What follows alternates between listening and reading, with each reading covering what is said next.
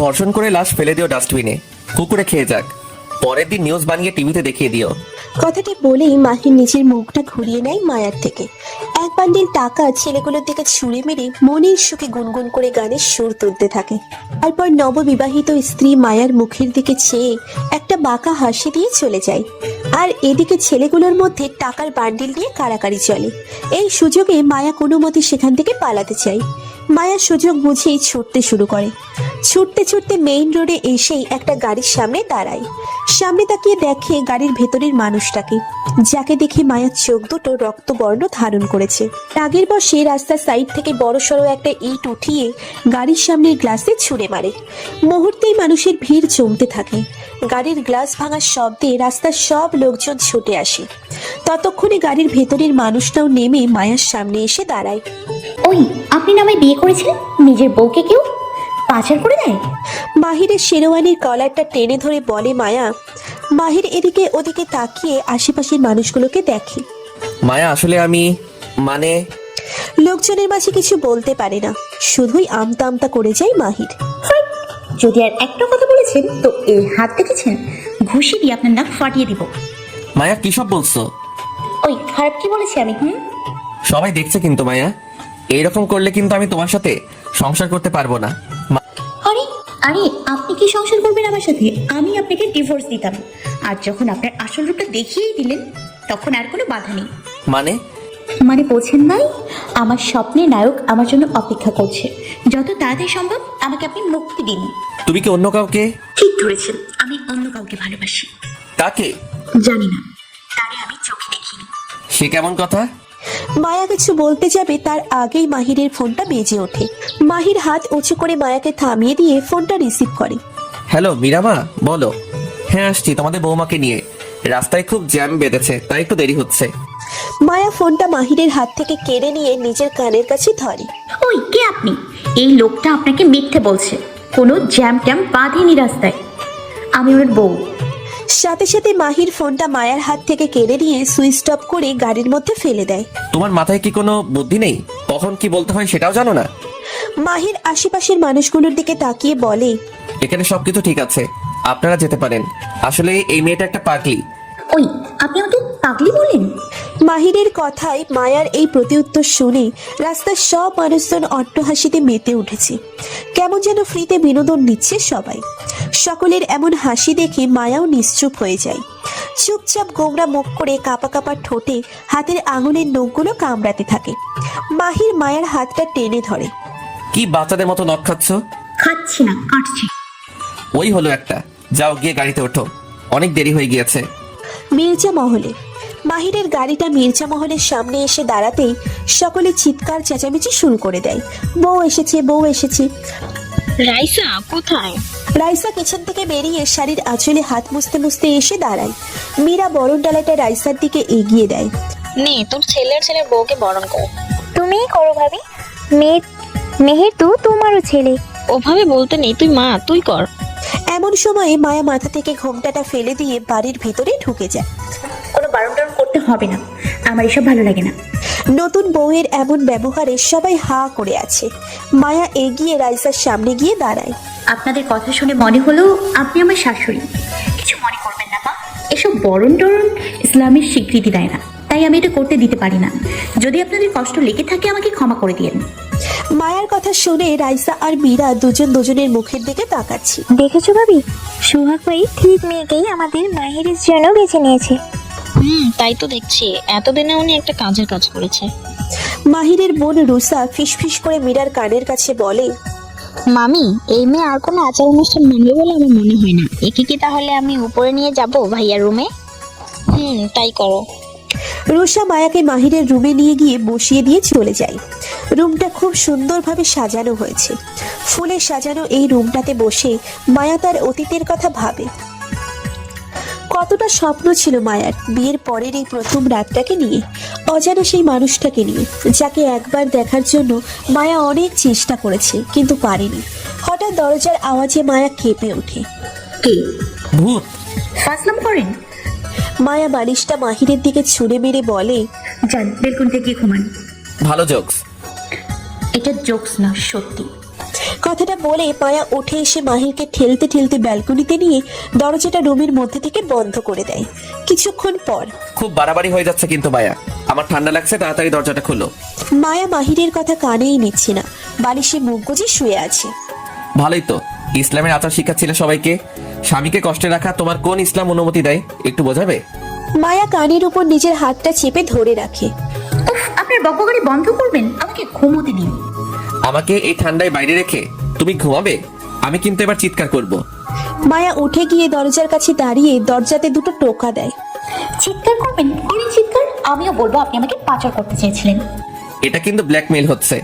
হোক, যতদিন না আমাদের ডিভোর্স হয় আপনি বেলকুনিতেই ঘুমাবেন, আর এটাই আপনার শাস্তি।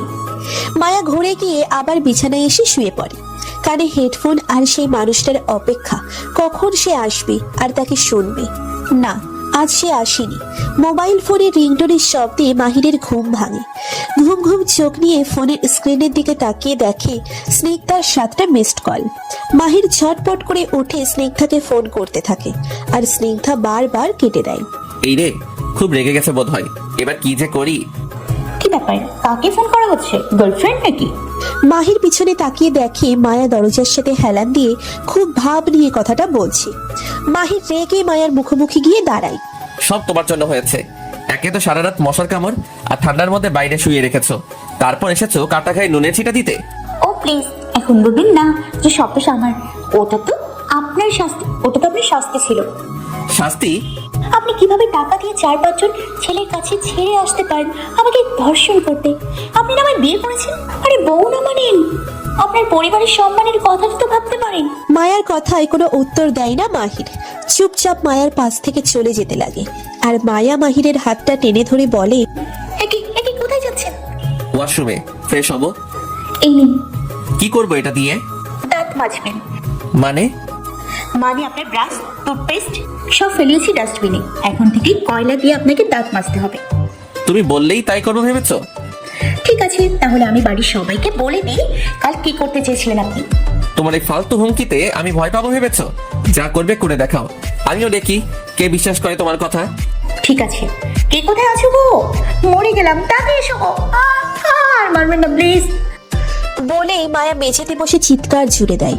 মায়ার চিৎকার শুনে মুহূর্তেই বাড়ি ভর্তি সবাই চলে আসে। আরে আরে, চিৎকার কেন করছো? মায়া আরো জোরে চিৎকার করে কাঁদতে থাকে। আল্লাহ গো, আমার জীবনে এই ছিল। কি হলো বৌমা, এভাবে মেঝেতে ও কেন পড়ে আছে? মায়া মাহিরের দিকে আঙুল দেখিয়ে কাঁদো কাঁদো স্বরে বলে, কাল সারা রাত উনি আমাকে বেলকনিতে রেখে নিজে রুমে ঘুমিয়েছে, আর জানেন না উনি আমাকে একটা বালিশ আর কম্বল পর্যন্ত দেয়নি। কত মশা আর ঠান্ডা ছিল বাইরে, তবু আমি মেনে নিয়েছি। সকালে যখন বলেছি কাল থেকে অন্তত একটা বালিশ আর কম্বল দিন, তখন বলেছে হবে না। এই দেখুন আমার হাতে পলিথিনের ব্যাগ ভর্তি কয়লা ধরিয়ে দিয়েছে, বলছে আমার ব্রাশ টুথপেস্ট সব ডাস্টবিনে ফেলে দিয়েছে, এই দিয়ে এখন থেকে দাঁত মাজতে হবে। আমি পারবো না বলেছি, তাই ধাক্কা দিয়ে এমন ভাবে ফেললো যে পড়ে গিয়ে কোমরে আর পায়ে প্রচন্ড ব্যথা পেয়ে চিৎকার করেছি। আমি বোধহয় আর হাঁটতে পারবো না। এই মেয়ে, এই আমি কখন এসব করেছি? তুমি তো। মায়া আরো জোরে চিৎকার করে কাঁদতে থাকে আর বলে, আমি আর এখানে থাকবো না, প্লিজ কেউ আমার বাবাকে খবর দাও, আমি চলে যাব। চলে যাবে? যাও চলে, যত সব ন্যাকামি। মাহির কথাটা বলতেই রাইসুল মাহিরের গালে ঠাস করে একটা থাপ্পড় বসিয়ে দেয়। মাহির গালে হাত দিয়ে রাইসুলের দিকে তাকায়। ছে মাহির, ছে এত নিচে নেমে গেছিস তুই? তোকে আমার ছেলে ভাবতেও ঘৃণা হচ্ছে। বিশ্বাস করো বাবা, ও সব মিথ্যা বলছে, এসব ও আমার সাথে করেছে। তাই? আচ্ছা দাঁড়াও, প্রমাণ দেখাচ্ছি। ওয়াশরুমে আমার ব্রাশ টুথপেস্ট কিছুই নেই, সব ও ডাস্টবিনে ফেলে দিয়েছে। এসো দেখবে, চলো। মাহির সবাইকে নিয়ে ওয়াশরুমে যায়, দেখে ব্রাশ টুথপেস্ট সব সেখানেই আছে। এটা কি হলো? আয় আমার সাথে। মাহিরের হাত ধরে টেনে মায়ের সামনে নিয়ে যায়। দেখেছেন বাবা, উনি কত মিথ্যা বলে। কিন্তু আমি বুঝতে পারছি না মাহির এমনটা কেন করবে। কারণ উনি অন্য কাউকে ভালোবাসে। কি বলছো ভাবি? ভাইয়া অন্য কাউকে ভালোবাসে? একটু আগেই তাকে ফোন করেছিল। সবাই বাহিরের দিকে তাকায়। না না, ও মিথ্যা বলছে। ও তাই? আমি মিথ্যে বলছি? বলুন, আপনার মায়ের মাথায় হাত রেখে বলুন যে আপনার গার্লফ্রেন্ডকে সকালে ফোন দিয়েছিলেন না। রাইসা এসে মাহিরের হাতটা নিয়ে নিজের মাথায় রাখে। এবার বল, বৌমা যা বলছে তা কি সত্যি? মা, ওর কথা তুমি শুনো না। আমি শুধু জানতে চাই হ্যাঁ কি না। মাহির আস্তে করে রাইসার মাথা থেকে হাতটা নামিয়ে নেয়। মাহিরের নীরবতা রাইসাকে বুঝিয়ে দেয় মায়া যা বলেছে সব সত্যি। সোহাগ মির্জা বিজনেসের কাজে বাইরে ছিল, এই মাত্র বাড়িতে ফিরেছে। নিচে বারবার কলিং বেল বাজিয়েই চলেছে, কিন্তু কেউ খুলছে না। না পেরে মীরাকে সোহাগ ফোন করলো। মীরা ফোনটা রিসিভ করে। আসসালামু আলাইকুম। এখন কথা বলতে পারছি না গো, খুব বিজি আছি। আর আমি নিচে দাঁড়িয়ে আছি। তোমরা বাড়িতে সবাই কি করছো বলো তো? কিচ্ছু না, তুমি দাঁড়াও, আমি আসছি। তাড়াতাড়ি আসো, কতদিন দেখিনি তোমায়। তোমাদের সবাইকে খুব মিস করছি। ওদিকে একটা কাজও ঠিক করে করতে পারি নাই মাহি। বলেছিলাম মেয়েটাকে মেরে ফেলতে, বলে না ভয় দেখাবে, তাহলে নাকি ভয় পেয়ে পালিয়ে যাওয়ার সময় বাড়ি চলে যাবে। তো ভাল লাগে না যে ভালোবাসে কিনা অন্যের স্বামী, বাবা ছেড়ে করো, জীবনটাই বেদনা আমার।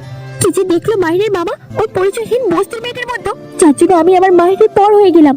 বিছানায় হাত মিলিয়ে আঙুলে নেইল পালিশ দিচ্ছি, আর কথাগুলো নিজে নিজে বলছি স্নিগ্ধা। মীরা দরজা খুলে সোহাগের হাত থেকে ব্যাগটা নিয়ে ঘুরে সোজা হাঁটা ধরেছে। সোহাগ পেছনের থেকে মীরার হাতটা টেনে ধরে নিজের কাছে নিয়ে আসে। কি করছো? ছাড়ো। মীরা সোহাগের বুকে হাত ঠেকিয়ে নিজেকে ছাড়িয়ে নেওয়ার চেষ্টা করে। সোহাগ মীরার হাত দুটো পেছনের দিকে ঘুরিয়ে নাকটা মীরার কাঁধে দেয়। কতদিন হলো দেখিনি তোমায় বলো তো? আহা, তাই বলে এখানে? কতদিন ছোঁয়নি। এমন সময়ই সোহাগ খেয়াল করে উপর থেকে রাইসুলের চিৎকার চেঁচামেচির আওয়াজ আসছে। মনে হচ্ছে মাহিরকে খুব বকছে। ওই তোমার বাইরে আবার কি হলো? এই সাত সকালে চিৎকার চেঁচামেচি কেন করছে? এমনি ধরে রাখলে বলা যায়। সোহাগ মীরাকে ছেড়ে দেয়। রোমান্স পরে আগে বলো তো। মীরা সকালে ঘটে যাওয়া সব কিছু সোহাগকে খুলে বলে। না, আর সহ্য করা যায় না। এই মেয়ে সত্যি খুব বাড়াবাড়ি করে ফেলেছে। একে তো আমি। মাহির এগিয়ে গিয়ে মায়ের হাত ধরতেই সোহাগ আর মীরা মাহিরের রুমের দরজার সামনে এসে দাঁড়ায়। সোহাগ এমন দৃশ্য দেখে মাহিরকে এক ধমক দেয়। মাহির। সোহাগের হঠাৎ এসে এমন ধমকানিতে মাহির কেঁপে ওঠে। পিছনে ঘুরে সোহাগকে দেখে এগিয়ে সোহাগের কাছে গিয়ে দাঁড়ায়। তারপর সোহাগকে মামা বলে জড়িয়ে ধরতে গেলে সোহাগ বাধা দেয় মাহিরকে। কাছে আসবে না তুমি আমার? তুমি আমার মাকে কষ্ট দিয়েছো। কথাটা বলে মায়ার দিকে এগিয়ে যায় সোহাগ। দুই হাত জোর করে মায়ার সামনে বসে বলে, আমাকে তুই ক্ষমা করে দে। আমি জানতাম না যে মাহির এতটা নিচে নেমে গেছে। জানলে কখনোই ওর সাথে তোর বিয়ে, এভাবে তোর জীবনটা নষ্ট করতাম না। মায়া সোহাগের হাত দুটো ধরে নামিয়ে দেয়। প্লিজ আঙ্কেল, এভাবে বলো না, আমার খুব খারাপ লাগে দেখতে। অন্য কারোর ভুলের জন্য তুমি কেন ক্ষমা চাইবে? মোটেও না। যখন আমি কোনো অন্যায় করিনি তখন ক্ষমা কেন চাইবো? বৌমা যখন বলেছে তখন তুই ক্ষমা চাইবি। বাবা। কিসের বাবা? যা গিয়ে সরি বল। মাহি না চাইলেও নিরুপায় হয়ে মায়ার সামনে দাঁড়িয়ে সরি বলেছে। বৌমার কোমরে আর পায়ে হয়তো খুব আঘাত পেয়েছে। এবার যা, বিছানা শুয়ে দিয়ে চেক আপ কর। তুমি করো বাবা, আমি পারবো না। আবার মুখে মুখে কথা। রাইসুলের চোখের দিকে তাকিয়ে মাহির ভয় আর কিছু না বলে মায়াকে উঠিয়ে বিছানায় নিয়ে শুইয়ে দেয়। মাহির মায়াকে চেক আপ করতে এসে মায়ার কোমরে হাত দিয়ে প্রচন্ড জোরে একটা চিমটি কাটে। সে এমন চিমটি কেটেছে যে ছাড়েই না। মায়া আহ উহ বলে আস্তে আস্তে গুনগুন করে। না পেরে চিৎকার করে বলে ওঠে, ওরে মা, কি ব্যথা! মরে গেলাম গো, মরে গেলাম। বলেই এক লাফে কোমর টলতে টলতে বিছানা ছেড়ে উঠে দাঁড়ায়। কেমন ডাক্তার এই মানুষটা? এভাবে মানুষের চিকিৎসা করে? দিল তো সুস্থ খবরটা অবশ করে। কথাটা বলেই মায়ের জিভ কামড়ে ধরে। মনে মনে বলে, চা ধরা খেয়ে গেলাম। দেখেছো বাবা, এক চেক আপে কেমন পা কোমর সব ঠিক হয়ে গেল। তোমার বৌমার খেলা দেখো। আসলে তুমি কি একটা মিথ্যাবাদী, খারাপ অভিনেত্রী তুমি। দেখেছো তোমরা, আমি কিছুই করিনি, একদম নির্দোষ আমি। এই মেয়েটা অন্য কাউকে ভালোবাসে বলে এসব নাটক করছে। কাল তোমাকে ডিভোর্সের কথা বলেছিল, এমনকি কাল সারা রাত আমি বেলকনিতে এই শীতে ঘুমিয়েছি, একটু মায়াও দেখাইনি। অনেকবার ডেকেছি, দরজাটা খুলেনি পর্যন্ত। ওরে মা, কি ব্যথা! বলতে পারে এই লোকটা? কথাটা বলেই মায়া ধপ করে বিছানায় বসে পড়ে ফেল ফেলিয়ে কাঁদতে শুরু করে। কেঁদে কেঁদে বলে, আমি আর বাড়িতেই থাকবো না। এত বড় বদনাম দেওয়া হচ্ছে আমার নামে। আবার ন্যাকামো শুরু করেছে এই মেয়ে। হ্যাঁ, আমি তো শুধু ন্যাকামই করি। আর এই যে আপনি এতগুলো মিথ্যে বানিয়ে বলেন, সেটাই ঠিক। আমি মিথ্যা বলেছি? হ্যাঁ, মিথ্যে বলেছেন। একটা মিথ্যুক আপনি। মায়া ঘুরে সোহাগের দিকে তাকায়। বিশ্বাস করো আঙ্কেল, উনি আমার কোমরকে এত জোরে একটা চিমটি কেটেছে। ও মা গো, যা আমি সহ্য করতে না পেরে দাঁড়িয়ে পড়েছিলাম। ও তাই, একটু আগে তুমি নিজে স্বীকার করেছো তোমার সুস্থ কোমর অবশ হয়ে গেছে। হ্যাঁ বলেছি তো, কারণ আমার এই কোমরে ব্যথা না, ব্যথা তো আমি ডান কোমরে পেয়েছিলাম, আর আপনি তো আমাকে বাম কোমরে চিমটি কেটেছেন, তাই আমি অমনটা বলেছি। মাহির নিজের কপাল চাপড়াচ্ছে আর মনে মনে ভাবছে, যতটা সরল মনে হয় ততটা সরল এই মেয়ে না, তাই একে আর কিচ্ছু বলবো না। এমনিতেই বাড়ির সকলে রেগে আছে, আগে সবার রাগ ভাঙাতে হবে। এদিকে সোহাগের রাগ ও চরম পর্যায়ে পৌঁছে গেছে। উঠে গিয়ে আলমারি থেকে মাহিরের সব কাপড় চোপড় সুটকেস ভরছে। মাহির তাই দেখে নিজের ভাবনার অন্ত ঘটিয়ে সোহাগের কাছে গিয়ে দাঁড়ায়। সোহাগকে বলে, এ কি বাবা, তুমি এসব কি করছো? যা করেছি ঠিকই করেছি। সুটকেসটা মাহিরের হাতে ধরিয়ে দিয়ে আবার বলে, এই মুহূর্তে তুই আমার বাড়ি থেকে চলে যা। ভেবেছিলাম তোর সাথে মায়ের বিয়ে দিলে তোরা খুব সুখী হবি, কিন্তু না, তুই তো ওর জীবনটাই নষ্ট করে দিলি। বাসরাতে নিজের বউকে কেউ বাইরে ঘুমাতে বলে, তার উপর বউর সামনে অন্য মেয়ের সাথে ফোন আলাপ, এখন আবার চারিত্রিক অপবাদ দেওয়া হচ্ছে। এইটা শিক্ষা? তোকে কি আমরা কিছুই শিক্ষা দিতে পারিনি? মামা তুমি বিশ্বাস করো, আমি ওর সাথে খারাপ কোনো ব্যবহারই করিনি। রুষার দিকে তাকায়। এই ছুটকি, তুই তো জানিস আমি কি এমন কিছু করতে পারি বল। রুষা এগিয়ে এসে সোহাগের সামনে দাঁড়ায়, তারপর বলে, প্লিজ মামা, ভাইয়াকে বের করে দিও না। আমার মনে হয় না ভাইয়া কোনো মেয়ের সাথে খারাপ ব্যবহার করতে পারে। তাহলে কি আমি মিথ্যে বলেছি? প্লিজ ভাবি, তুমি কি চাও ভাইয়া বাড়ি থেকে চলে যাক? আমি কি সেটা বলছি? তাহলে এখন আর কোনো কথা বলো না। বিয়ে করেছো, স্বামীকে ধরে রাখতে শেখো, শাসনে শাসনে রাখো। অন্য মেয়ের জন্য ধারে কাছে ঘেঁষতে না পারে সেই ব্যবস্থা করো। তুমি কি এত দুর্বল যে তোমাকে বাইরে ঘুমাতে বললেই এই কলকলে শীতের মধ্যে তুমি বাইরে ঘুমাবে? কথাগুলো বলে মীরা সোহাগের কাছে যায়। সোহাগকে বলে, এইভাবে ছেলেটাকে বের করে দিও না, ওদের একটু সময় দাও। আমি জানি তুমি মায়ের কাছে ঋণী, একদিনও তোমাকে বাঁচিয়েছিল, তাই বলে ভাগনের কথা ভাববে না। এমন ঝগড়াঝাটি তো আমরাও কত করেছি। সোহাগ মীরার মুখের দিকে তাকায়। প্লিজ। সোহাগ আর কিছু বলে না, চুপচাপ মাহিরের রুম থেকে বেরিয়ে যায়। সোহাগ যাওয়ার পরে এক এক করে সবাই রুম থেকে চলে যায়। এখন আছে শুধু মাহির আর মায়া। সবাই যাওয়ার পরে মায়া বিছানা থেকে উঠে দরজার কাছে গিয়ে উকি দিয়ে দেখে কেউ আছে কিনা। তারপর রুমের আশেপাশে কাউকে না পেয়ে লাফাতে লাফাতে মাহিরের সামনে এসে ড্যাং ড্যাং করে নাচতে থাকে। মাহির দেখছে আর জ্বলছে, কিন্তু কিচ্ছু বলছে না। মাহিরকে আরো বেশি করে রাগাতে মায়া মাহিরকে ধাক্কা দিয়ে দিয়ে নাচছে। এমন সময় স্নিগ্ধার ফোন আসে। মাহির মায়ার দিকে একটু বাঁকা চোখে তাকিয়ে রুমের বাইরে গিয়ে ফোনটা রিসিভ করে। নিশ্চয় গার্লফ্রেন্ড ফোন দিয়েছে। দেখতো, আমার কি তাতে, আমার তো অনুভব আছে। ইস, কত মিস করছি অনুভব তোমাকে। প্লিজ আজ রাতে চলে এসো।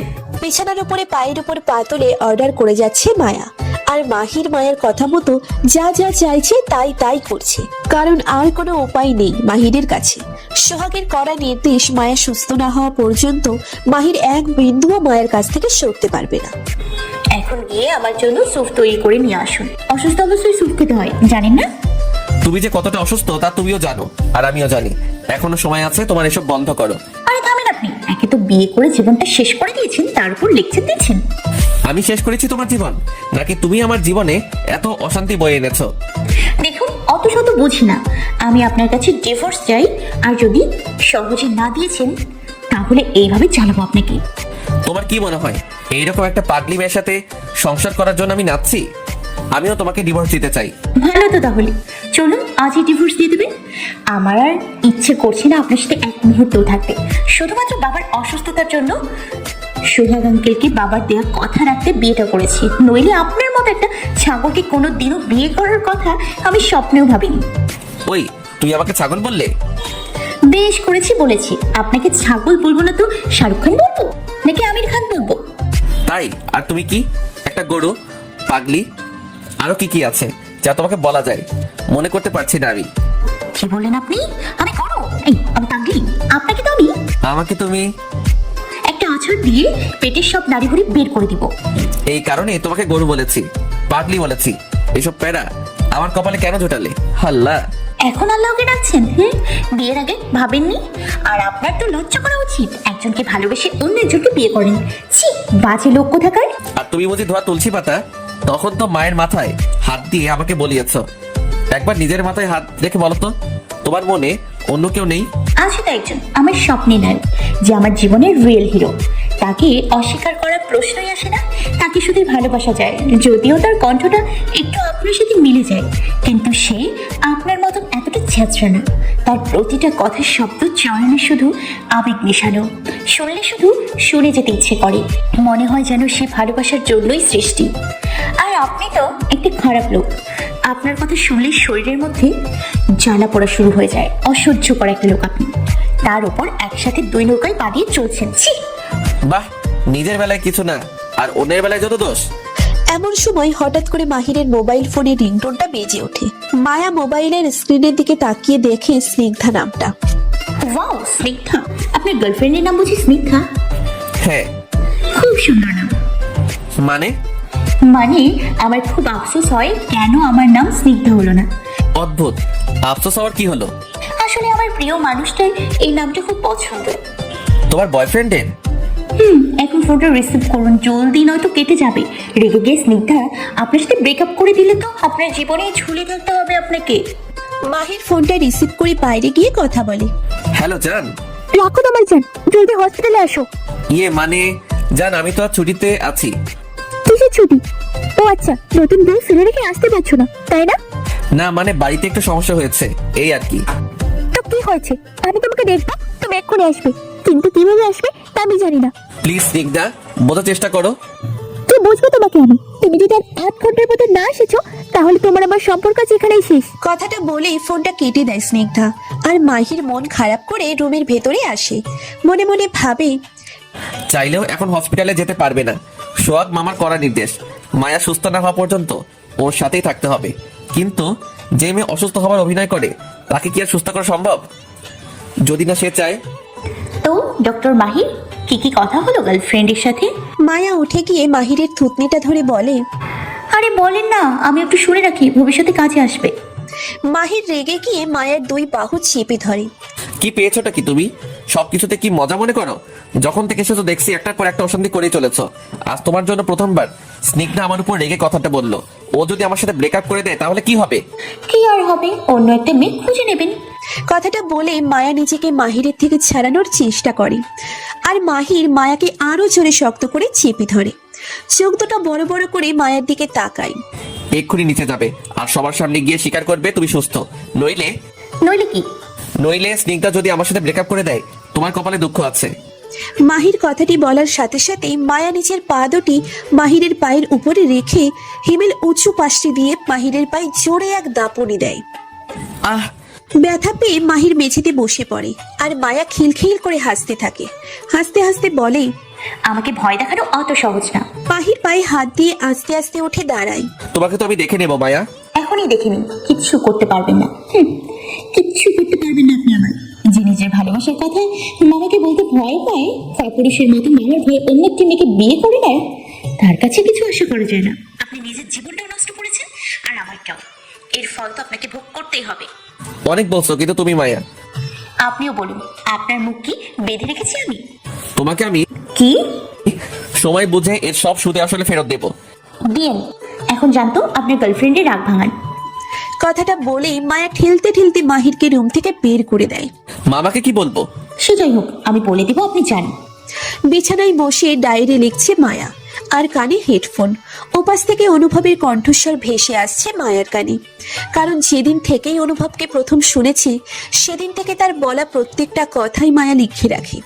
আর মন খারাপের সময় ডায়েরির পাতাগুলো খুলে অনুভবের বলা কথাগুলো বিচরণ ঘটায়। যা শুনলেই মায়ের মন ভালো হয়ে যায়। কোনো এক ঝুম বর্ষায় একগুচ্ছ কদম ফুল হাতে দাঁড়িয়ে তুমি আমার অপেক্ষায়। দমকা বাতাস, নির্জলতার আভাস, টিনের জলের টুপটাপ শব্দ, আর হঠাৎ মেঘের গর্জনে তোমার আমার আরো কাছে আসা সেই অনুভূতির আত্মসমর্পণ, যা আলতো স্পর্শে পূর্ণতা এনে দেয় মুহূর্তকে। কথাগুলো রেডিওতে বলছে অনুভব, আর মায়া তার ডায়েরির পাতায় লিখে রাখছে। মায়ার খুব ইচ্ছে যেদিন অনুভবের সাথে দেখা হবে সেদিন এই ডায়েরিটা অনুভবকে দেখাবে আর বলবে কতটা ভালোবাসে তাকে। এমন সময়ে রুষা এসে রুমের দরজায় নক করে। মায়ার কানে হেডফোন থাকায় মায়া খেয়াল করে না। রুষা ভাবি করতে করতে রুমের মধ্যে ঢুকে যায়। আর আচমকা রুষাকে আসতে দেখে মায়া বিছানা ছেড়ে উঠে দাঁড়িয়ে বলে ওঠে, কে? মায়ার খেয়াল নেই যে অসুস্থতার অভিনয় করছে। মায়াকে দাঁড়ানো অবস্থায় দেখে রুষা মায়ের সামনে আসে, একটু হাসি মুখ করে মায়ের কাছে জানতে চায়, এ কি ভাবি, তোমার পা আর কোমরের ব্যথা সেরে গেছে? না। ও আচ্ছা, আমি ভাবলাম বোধহয় সেরে গেছে। আরে না, একটু উঠে দাঁড়াবার চেষ্টা করছি, এই আর কি। কিছু বলবে তুমি? অনেক রাত হয়েছে, তোমার খাবারটা কি উপরে নিয়ে আসবো নাকি ভাই আসলে? না, এখনই নিয়ে এসো, আমার খুব ক্ষুধা লেগেছে। আচ্ছা ঠিক আছে বলে রুষা চলে যায়, আর মায়া মনে মনে ভাবে, এ বাড়িতে প্রত্যেকটা মানুষই কত ভালো, শুধু এই ছ্যাঁচড়া মাহিরটা বাদে। কিছুক্ষণ পর রুষা এসে খাবার দিয়ে গেলে মায়া খেয়ে নেয়। তারপর খাওয়ার শেষে ডায়েরিটা জাপটে ধরে ঘুমিয়ে পড়ে। মাঝরাতে মাহির বাড়িতে এসে রুমে গিয়ে দেখে মায়া আজও তোর বিছানায় শুয়ে আছে। মাহির চিন্তায় পড়ে যায়, আজ আবার কোথায় শোবে। এই মেয়ে, এই উঠো। মায়াকে ঝাঁকিয়ে ডাকতে থাকে মাহির। মায়া ঘুম ঘুম চোখে তাকিয়ে দেখে মাহির এসেছে। মায়া এক লাফে উঠে বসে মাহিরের দিকে তীক্ষ্ণ দৃষ্টিতে তাকায়। আপনি কি আমাকে শান্তিতে একটু ঘুমোতেও দেবেন না? আমি কোথায় ঘুমাবো? কেন, কাল যেখানে ঘুমিয়েছিলেন? মোটেও না, এরকম শীত আর মশার মধ্যে আমি বাইরে গিয়ে ঘুমাতে পারবো না। তাহলে রুমে ঘুমান। অসম্ভব, তোমার সাথে এক বিছানায় আমি কিছুতেই ঘুমাবো না। আরে যান যান, আপনার সাথে এক বিছানায় কে ঘুমাতে চাইছে? দয়া করছিলাম, চাইলে রুমে যে কোনো এক কোনায় ঘুমোতে পারতেন, কিন্তু শুনলেন না। আমার রুমে তুমি আমায় দয়া দেখাও? হ্যাঁ দেখাই, কারণ এখন এটা আমার রুম। যতদিন ডিভোর্স না দিচ্ছেন ততদিন আমি এখানে যা খুশি তাই করবো। দেখো মেয়ে, আমি অত শত বুঝি না, আজ আমি আমার বিছানায় ঘুমাবো তাই জানি। কথাটা বলেই মাহির মায়াকে বিছানা থেকে নামিয়ে মেঝেতে বসিয়ে দিয়ে নিজে গিয়ে বিছানায় শুয়ে দুই পায়ে দুদিকে টান টান করে মেলিয়ে দেয়। মায়া মাহিরকে অনেক চেষ্টা করে হাত পা টানা হেঁচড়া কিল ঘুষি কাতুকুতু মারধর যা করার করে দেখে, কিছুতেই বিছানা থেকে নামাতে পারে না।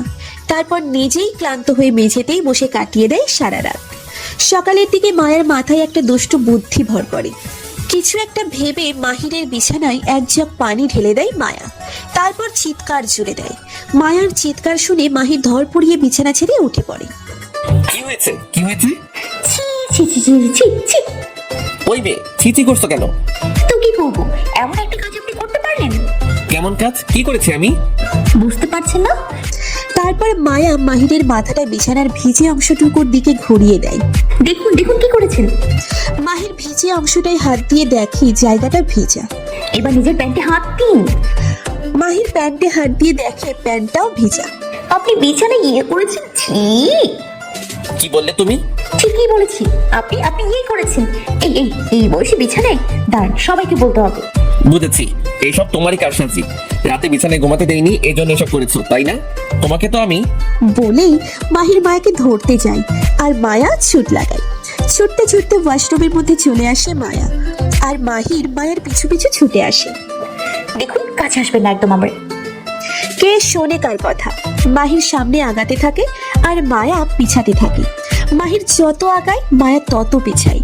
তারপর মায়া গিয়ে দেয়ালের সাথে বেঁধে যায়। এবার মাহির মায়ার খুব কাছে চলে আসে। মায়ার দুই পাশে মাহির এমন ভাবে হাত রাখে যে মায়া বেরই হতে পারে না। আমি কিন্তু চিৎকার করবো। কথাটা বলে মায়া তাকিয়ে দেখে মাহিরের মুখটা তার খুব কাছে চলে এসেছে। মাহিরের নিঃশ্বাসগুলো মায়ের মুখে পড়ছে। মায়া খিচে নিজের চোখ দুটো বন্ধ করে নেয়। তারপর ঠাস একটা চর বসিয়ে দিয়ে মাহির মায়ার থেকে দূরে সরে যায়। মায়ার উল্টো দিকে মুখ ঘুরিয়ে তারপর বলতে শুরু করে, ফাজিল মেয়ে কোথাকার, বেয়াদবি করার একটা লিমিট থাকে, আর তুমি তো তাও ছাড়িয়ে ফেলেছো। এসব ছাড়া কি আর কিছুই পারো না? কেমন ধরনের মজা এটা, শয়তান মেয়ে? বলেই বাথরুমের বালতিটায় একটা লাঠি দিয়ে মাহির বেরিয়ে আসে, আর মায়া সেখানেই দাঁড়িয়ে থেকে গালে হাত দিয়ে কাঁদতে থাকে। কিছুক্ষণ পর সোহাগ আসে দেখতে মায়া আর মাহিরের মধ্যে সবকিছু ঠিক হয়েছে কিনা তাই। রুমের দরজায় নক করে মাহিরকে আর মায়াকে ডাকে। মাহির, মায়া, তোমরা ঘুম থেকে উঠেছো? সোহাগের ডাকে মাহির গিয়ে দরজাটা খুলে দেয়। মামা এসো, ভেতরে এসো। না থাক, মায়া এখন কেমন আছে? হাঁটতে পারছে তো এখন? দৌড়ে বেড়াচ্ছে। যাক, তাহলে সুস্থ হয়েছে বেটা। সোহাগ ঘুরে চলে যাবে এমন সময় মায়া কোমরা মুখে গাল ডলতে ডলতে ওয়াশরুম থেকে বের হয়। সোহাগকে দেখেই ছুটে আসে। তারপর সোহাগকে জড়িয়ে ধরে ভ্যা ভ্যা করে কাঁদতে শুরু করে। আরে আরে, কাঁদছিস কেন? কি হয়েছে তোর? মায়ের কিছু বলেছে তোকে? মায়া গাল থেকে হাতটা সরিয়ে গালটা সোহাগকে দেখিয়ে বলে, এখানে 4 মেরেছে শুধু শুধু। ইস, কিছু করিনি আমি। সোহাগ মাহিরের দিকে রাগের দৃষ্টিতে তাকায়। মামা আসলেও মাহির আর কিছু বলার আগেই সোহাগ মাহিরকে কষিয়ে একটা চর বসিয়ে দেয়। মাহির গালে হাত দিয়ে নিশ্চুপ হয়ে যায়। তোর সাহস হয় কি করে, হ্যাঁ, আমার মেয়ে গায়ে হাত তোলার? মামা ও সকালে চুপ, একদম চুপ। আমার কথাটা তো শোনো মামা। কি শুনবো তোর কথা? ভেবেছিলাম শুধরে গিয়েছিলি, কিন্তু না। কাল তো অন্যায় করার পরও তোকে আমার ক্ষমা করা উচিত হয়নি। সেই একই ভুল করেছিস আজ। সোহাগ চিৎকার করে কথাটা বলে। বাড়ির সকল সদস্যরা সোহাগের চিৎকার শুনে ছুটে আসে মাহিরের রুমে। কি হলো ভাইয়া, আজ আবার কি হয়েছে? জিজ্ঞাসা কর তোর গুণধর ছেলের কাছে। কি করেছিস তুই মাহির? ভাইয়া এত রেগে আছে কেন? মামা তো আমার কথা শুনতেই চাইছে না। আপনি বললেই তো পারি মিথ্যে বলবেন, এজন্যই শুনতে চাইছেন, তাই না আঙ্কেল? মায়ার কথায় সোহাগ মাথা ঝাঁকিয়ে হ্যাঁ বলে। সব তোমার জন্যই হচ্ছে, একটা বদমাইশ ফাজিল মেয়ে কোথাকার। তোমাকে তো আমি মাহির এগিয়ে গিয়ে মায়াকে একটা থাপ্পড় দিতে গেলে সোহাগ মাহিরের হাতটা ধরে বসে। না থাক, তোকে অনেক সুযোগ দেওয়া হয়েছে, আর না। সোহাগ রুমের ভেতরে ঢুকে আলমারি থেকে মাহিরের সব কাপড় চোপড় বের করে সুটকেসে ভরতে থাকে। মীরা, রাইসা আর রুষা অনেক বোঝায়, তবুও সোহাগ আজ কারো কথা বুঝতে চায় না। সুটকেসটা মাহিরের হাতে ধরিয়ে দিয়ে মাহিরকে ধাক্কা দিতে দিতে সিঁড়ি থেকে নিচে নামায়। মাহির অনেকবার বলার চেষ্টা করে, কিন্তু মাহিরের কোনো কথাই সোহাগ শোনে না। বাড়ির মেন গেট থেকে ধাক্কা দিয়ে মাহিরকে বের করে দেয়। মামা প্লিজ। আর একটাও কথা না বলে তুই আমার সামনে থেকে এখন দূর হয়ে যা। মীরা মা, বোঝাও না মামাকে। মীরা এগিয়ে আসে সোহাগের কাছে। এভাবে ছেলেটাকে তাড়িয়ে দিচ্ছ, কোথায় যাবে ও? যেদিকে তুই চোখ চায় সেদিকে যাবে। স্বাবলম্বী হয়ে কোথাও একটা থাকার ব্যবস্থা করে নিতে পারবে। ও তাই? তোমার কি ভালো লাগবে মাহির এভাবে চলে গেলে? প্লিজ মীরা, তুমি এখন একটু চুপ থাকো। ওর অপরাধের শাস্তি ওকে পাওয়া দরকার। কথাটা বলেই দরজাটা মাহিরের মুখের সামনে বন্ধ করে দেয় সোহাগ। রাইসা আর রোশা থ হয়ে পিছনে দাঁড়িয়ে আছে। আমার অনুমতি ছাড়া কেউ মাহিরের সাথে কোনো রকম যোগাযোগ রাখার চেষ্টা করবে না। কথাটা বলে সিঁড়ি বেয়ে উপরে উঠে যায় সোহাগ। এদিকে মায়ার ভেতরে ভেতরে খুশিতে নাচানাচি চলছে, আর উপর থেকে একদম ফ্যাকাশে মুখটা শুকনো করে আছে। মীরা মায়ার দিকে একবার বাঁকা দৃষ্টিতে তাকিয়ে রোশা আর রাইসার কাছে যায়। তোরা চিন্তা করিস না, ওনার রাগ তো জানিসই, একটু সময় অবশ্য লাগবে, তারপর দেখবি নিজেই মাহিরকে ফিরিয়ে আনবে। মীরা কথাটা বলতেই রাইসা আর রুষা মীরাকে জড়িয়ে ধরে কাঁদতে থাকে। সেটা দেখে মায়াও জোরে জোরে চোখটা বন্ধ করে কান্না জোরে দেয়। কিছুক্ষণ পর মায়া চোখ খুলে দেখে মীরা, রাইসা আর রুষা ওর দিকে তাকিয়ে আছে। খুব কষ্ট হচ্ছে আমারও, যতই পাষাণ হৃদয় হোক, এই মানুষটা স্বামী তো আমার। কথাটা বলে নাক মুখ মুছতে মুছতে ঘুরে উপরে চলে আসে। রুমের মধ্যে ঢুকে দরজায় ছিটকানি লাগিয়ে লাফিয়ে লাফিয়ে নাচতে থাকে। একটা সময় পর নাচতে নাচতে ক্লান্ত হয়ে বিছানায় বসে পড়ে। যাক, ছেঁচড়া আপদটা বিদায় হয়েছে, এটাই অনেক বড় শান্তির। আজ বাড়িটা কেমন যেন নিশ্চুপ হয়ে গেছে। কেউ আর আগের মতো করে হাসছে না, ঠিক মতো কথাও বলছে না মায়ের সাথে। মায়ারও ভালো লাগছে না সকলের এভাবে শুকনো মুখ করে বসে থাকা দেখতে। মনে মনে ভাবছি, তাহলে কি ভুল করলাম মাহিরকে তাড়িয়ে? না, একটু না, যা করেছি বেশ করেছি, এটাই ওর জন্য প্রয়োজন ছিল। একই ছাদের নিচে ওই বাদরটার সাথে কিছুতেই আমি থাকতে পারতাম না। তাছাড়া বাবার শরীরটা এখন ভালো না, এই অবস্থায় যদি বলি এই মাহিরের সাথে আমি থাকতে চাই না, তাহলে হিতে বিপরীত হতে পারে। তাই আমাকে বাবার সুস্থ হওয়া অবধি অপেক্ষা করতে হবে। আর মাহিরও তো স্নেকটাকে ভালোবাসে, ওদেরকে এক করে ফেলতে পারলেই হলো, তারপর আমি চলে যাবো বাড়ি থেকে। ওদিকে মাহির গিয়ে তার বন্ধু আবিরের বাড়িতে উঠেছে। এত তাড়াতাড়ি একটা বাসা ঠিক করাও খুব কষ্টের, তাই আবির রাস্তায় মাহিরকে দেখতে পেয়ে অনেক জোর করায় মাহির আর না করতে পারিনি, চলে এসেছে আবিরের সাথে। দোস্ত, আমার বাড়িটা খুব ছোট, তুই এখানে থাকতে পারবি তো? আরে কেন পারবো না, তুই যদি পারিস তাহলে আমিও পারবো। আবির একটা মুচকি হাসি দিয়ে মাহিরের সুটকেস থেকে কাপড়গুলো বের করে আলমারিতে গোছাতে থাকে। রাখ, আমি করে নেব। একটা কথা জিজ্ঞেস করবো মাহির? কাপড়গুলো গোছাতে গোছাতে বলে আবির, কি? বিয়ের একদিন পর এভাবে বউ রেখে বাড়ি থেকে চলে আসলি, এটা কি ভালো হলো? মাহির কোনো কথা বলে না, মনে মনে ভাবে এই সব কিছু মায়ার জন্যই হয়েছে, কিছুতেই মায়াকে ক্ষমা করা যাবে না। আবির ঝাঁকিয়ে আবার জিজ্ঞেস করে মাহিরের কাছে। মাহির কি বলবে বুঝে উঠতে পারে না। এমন সময় স্নিগ্ধার ফোন আসে, যার জন্য মাহির আবিরের কথাটা এড়িয়ে বাইরে গিয়ে স্নিগ্ধার ফোনটা রিসিভ করে। ঘড়ির কাঁটায় রাত 3টে ছুঁই ছুঁই। বিছানায় শুয়ে চোখটা বন্ধ করে রেডিওতে অনুভবকে শুনছে মায়া, কিন্তু আজ আর ডায়েরিতে লিখছে না, শুধু শুনে যাচ্ছে। আর অনুভবের প্রত্যেকটা কথাই বারবার মাহিরকে অনুভব করছে। মায়ার কেমন যেন নিস্তব্ধ লাগছে রুমটা। মায়া কালও এই সময় রুমটার মধ্যে মাহিরের সাথে অনেক ঝগড়া করেছে, আর আজ মাহির নেই। ভাবতেও কেমন লাগে। মায়া নিজেই নিজেকে বলছে, না মায়া, এটা মায়া নয়, অনুতাপ। না, এটা মায়া, এটা মায়া না, এটা অনুতাপ। সত্যি ভুল করে ফেলেছিস তুই। ঠিক সেই সময়ে মায়ার কানের হেডফোনটার ওপাশ থেকে একটা কথা বলে ওঠে, মন খারাপ থাকলে তাই করো যেটা করলে তুমি ভালো থাকো। মায়া শোয়া ছেড়ে উঠে বসে আর ভাবে, অনুভবের কথায় লজিক আছে। সত্যি বাদকটার সাথে একটু বেশি বাড়াবাড়ি করে ফেলেছি। না জানি কোথায় আছে, কি খেয়েছে কিনা, কিছু খেয়েছে কিনা, একটু ফোন করে দেখি। মায়া বারবার ডায়াল কলে গিয়ে মাহিরের ফোন নাম্বার উঠাচ্ছে আর কাটছে, ভাবছে ফোনটা করবে কিনা। অনেক ভেবে এইবার সাহস করে মাহিরকে কল দেয়, আর মাহির কলটা বাজার সঙ্গে সঙ্গে কেটে দেয়। মাহিরের এমনটা কলটা কেটে দেওয়াতে মায়া রেগে ফোনটা দৌড়ে ছুঁড়ে মারে। এত বড় সাহস, আবার কল কেটে দেয়। ঠিক করেছি, চেষ্টাটাকে বিদায় করে যা, ফোন করবো না, থাক তুই তোর মতন। কিছুক্ষণ পর মাহির মায়াকে কল ব্যাক করে। মায়া মাহিরের কল দেখি রেগে কেটে দেয়, তারপর নিজেই কল করে। হ্যালো, কলটা কেটে দিয়ে আবার ব্যাক করার কি ছিল? শোধ তোলাম। কিসের শোধ? একবার আপনি আমায় কল কেটেছেন, একবার আমি কল কাটছি, শোধ বাদ। তুমি কি কখনো শোধরাবে না? না, শুধরাবো না। ফোন কেন করেছো? আমার ইচ্ছে হয়েছে তাই। মানে কিছু না। কোথায় আছেন এখন? ও, এই জন্য? কোথায় আছি, কতটা খারাপ আছি সেটা জানার জন্য ফোন করেছো? আমি খারাপ থাকলেই তুমি খুশি, তাই না? তাহলে শোনো, সত্যি আমি ভালো নেই। আমার মা বাবা বোন মামা মামি যাদেরকে চেনে আমি কখনো থাকিনি, আজ তোমার জন্য আমার তাদের থেকে দূরে থাকতে হচ্ছে। শুধু তোমার জন্য। তোমাকে কখনো ক্ষমা করবো না আমি, কখনো না। কথাগুলো বলে কলটা কেটে দেয় মাহির। মায়া হ্যালো হ্যালো করে দেখে কলটাই কেটে গেছে। তখন নিজেরই খারাপ লাগতে থাকে, ভাবে সত্যিই ঠিক করিনি মাহিরের সাথে। সকালে হসপিটাল থেকে ফোন আসে, সেজন্য খাবার নিয়ে মায়া হসপিটালের উদ্দেশ্যে রওনা হয়। কারণ শাহিদ খান খুব অসুস্থ হয়ে পড়েছে। শাহিদ খান হচ্ছে মায়ের পালিত বাবা, এখন হসপিটালে আছে। মায়া খবরটা পাওয়ার পর আর দেরি করে না, ছুটে আসে। কিন্তু কোনো মতেই শাহিদ খানের সাথে মুফতি খান দেখা করতে দেয় না মায়াকে। মুফতি খান হচ্ছে শাহিদ খানের স্ত্রী। মায়া অনেক চেষ্টা করেও তার বাবার সাথে দেখা করতে পারে না। মায়া মুফতির কাছে অনেক অনুরোধ করে, কিন্তু মুফতি কিছু শুনতেই চায় না, শুধু একটা কথাই বলে যায়, তুই এখান থেকে চলে যা মায়া। আজ তোর জন্য তোর বাবার এই অবস্থা হয়েছে। মানুষটা সারাক্ষণ শুধু তোকে নিয়ে চিন্তা করে, আর তুই কি তোর বাবার কথা একটু ভাবিস? আমার ওই ভুল, পর কখনো আপন হয় না। এভাবে আর বলো না, আমার সত্যিই খুব কষ্ট হচ্ছে এখন। কষ্ট হচ্ছে তোর? তাহলে এমনটা কেন করলি তুই? একটা দিনই তো হয়েছে বিয়ে করছিস, আর এর মধ্যে স্বামীকে তার ওই বাড়ি থেকে তাড়িয়ে দিলি। মায়া এতক্ষণে বুঝতে পারলো মুফতি কেন তার সাথে এমন ব্যবহার করছে।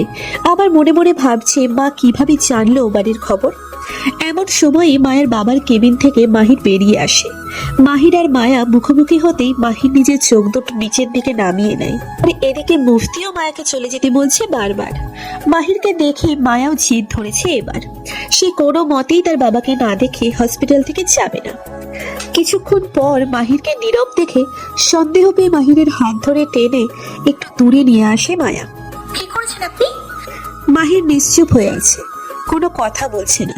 মায়া মাহিরকে ঝাঁকিয়ে জিজ্ঞেস করতে থাকে, বলেন কি করেছেন যার জন্য বাবার এই অবস্থা? মায়া, আসলে আমি... মায়া মাহিরের কলারটা টেনে ধরে। বলবেন আপনি? মাহির নিজের কলারটি মায়ার হাত থেকে ছাড়িয়ে নেয়, তারপর বলতে শুরু করে, আমি এমন কিছু হোক সেটা চাইনি মায়া। আমি তো শুধু তোমার বাবা মাকে বোঝাতে গিয়েছিলাম।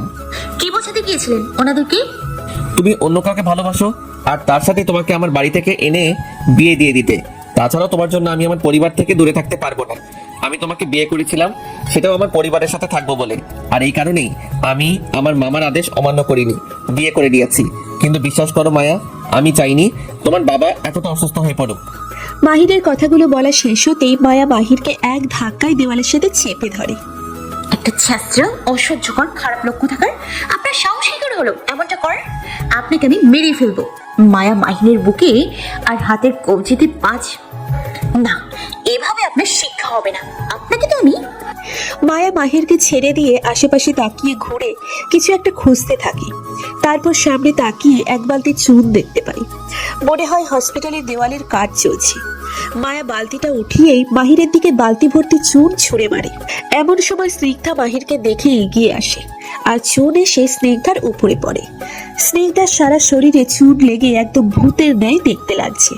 হাঁটতে গেলেও ভেজা মেঝেতে পিছলে পিছলে পড়ছে। রাগে তীক্ষ্ণ দৃষ্টিতে মায়ার দিকে তাকায় স্নিগ্ধা। হে ইউ, তোমার সাহস কি করে হয় আমার উপরে এসে ছুড়বার? মায়ার দিকে আঙুল তুলে কথাটি বলে স্নিগ্ধা। আরে মায়া স্নিগ্ধার মাথা থেকে পা পর্যন্ত বিনিয়ে বিনিয়ে দেখে। পরনের শর্টকাট স্কার্ট আর চোখের ব্ল্যাক অ্যান্ড হোয়াইট সানগ্লাসটা সাদা ধবধবে হয়ে আছে। মায়া স্নিগ্ধার চোখ থেকে সানগ্লাসটা খুলে মুছে দিয়ে আবার চোখে পরিয়ে দেয়।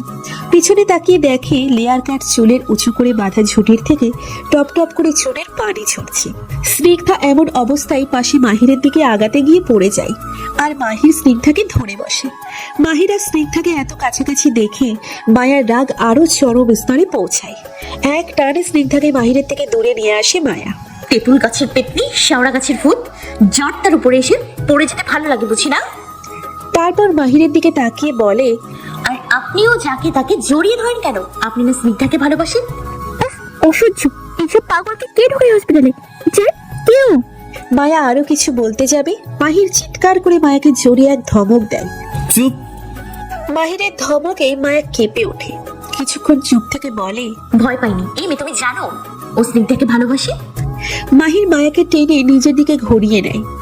তারপর স্নিগ্ধার দিকে আঙুল দেখিয়ে বলে, ওই স্নিগ্ধা আমার গার্লফ্রেন্ড। মাহিরের মুখে কথাটা শুনে মায়া এবার চুপ হয়ে যায়। তোমার কি সত্যি বুদ্ধি নেই কোনো? যখন যা মনে আসে তখন তাই করো। ওদিকে তোমার বাবার এই অবস্থা, আর এখানে এসব করে চলেছ। ভালোবাসো না তোমার বাবাকে তুমি? যত সব পাগল আমার কপালে জুটেছিল। অনুশোচনা করছিলাম যে ভুল করেছি, আমার জন্য তোমার বাবার এই অবস্থা হয়েছে ভেবে। ভাবছিলাম তোমাকে কি জবাব দিব। আর এক তুমি, সত্যি বলতে তোমার কোনো মনই নেই, যখন যা ইচ্ছা তাই করে যাও। মাহির কথাগুলো বলছে আর মায়া নিশ্চুপ হয়ে দাঁড়িয়ে থেকে শুনছে। মায়ের চোখের কোণে যে পানি জমে গেছে মাহিরের ধমকগুলো শুনে, সেদিকে মাহিরের খেয়াল নেই। মাহির মায়ের হাতটা ধরে টানতে টানতে হসপিটালের গেটের কাছে নিয়ে আসে। তারপর এক ধাক্কায় মায়াকে হসপিটাল থেকে বাইরে বের করে দেয়। তোমার বাবাকে দেখার কোনো প্রয়োজন নেই, যাও এখান থেকে।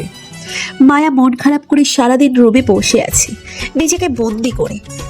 না কিছু খাচ্ছে আর না কারোর সাথে কথা বলছে। এদিকে সোহাগও মায়াকে জোর করে চলেছে কিছু খেয়ে নেওয়ার জন্য, কিন্তু মায়া সোহাগের কোনো কথাই শুনছে না। মায়েরকে আমি পরে দেখে নেবো, সারাদিন কিচ্ছু খাসনি, এখন একটু খেয়ে নে তোমা। মায়ার কিছুই ভালো লাগছে না। এত অশান্তির মধ্যে কি খেতে ইচ্ছে করে? কাঁদতে কাঁদতে মায়া সোহাগের দিকে তাকায়। আচ্ছা আঙ্কেল, আমি কি খুব খারাপ? কে বলেছে তুই খারাপ? আমি সত্যিই খারাপ আঙ্কেল, আমার জন্যই এত কিছু হচ্ছে।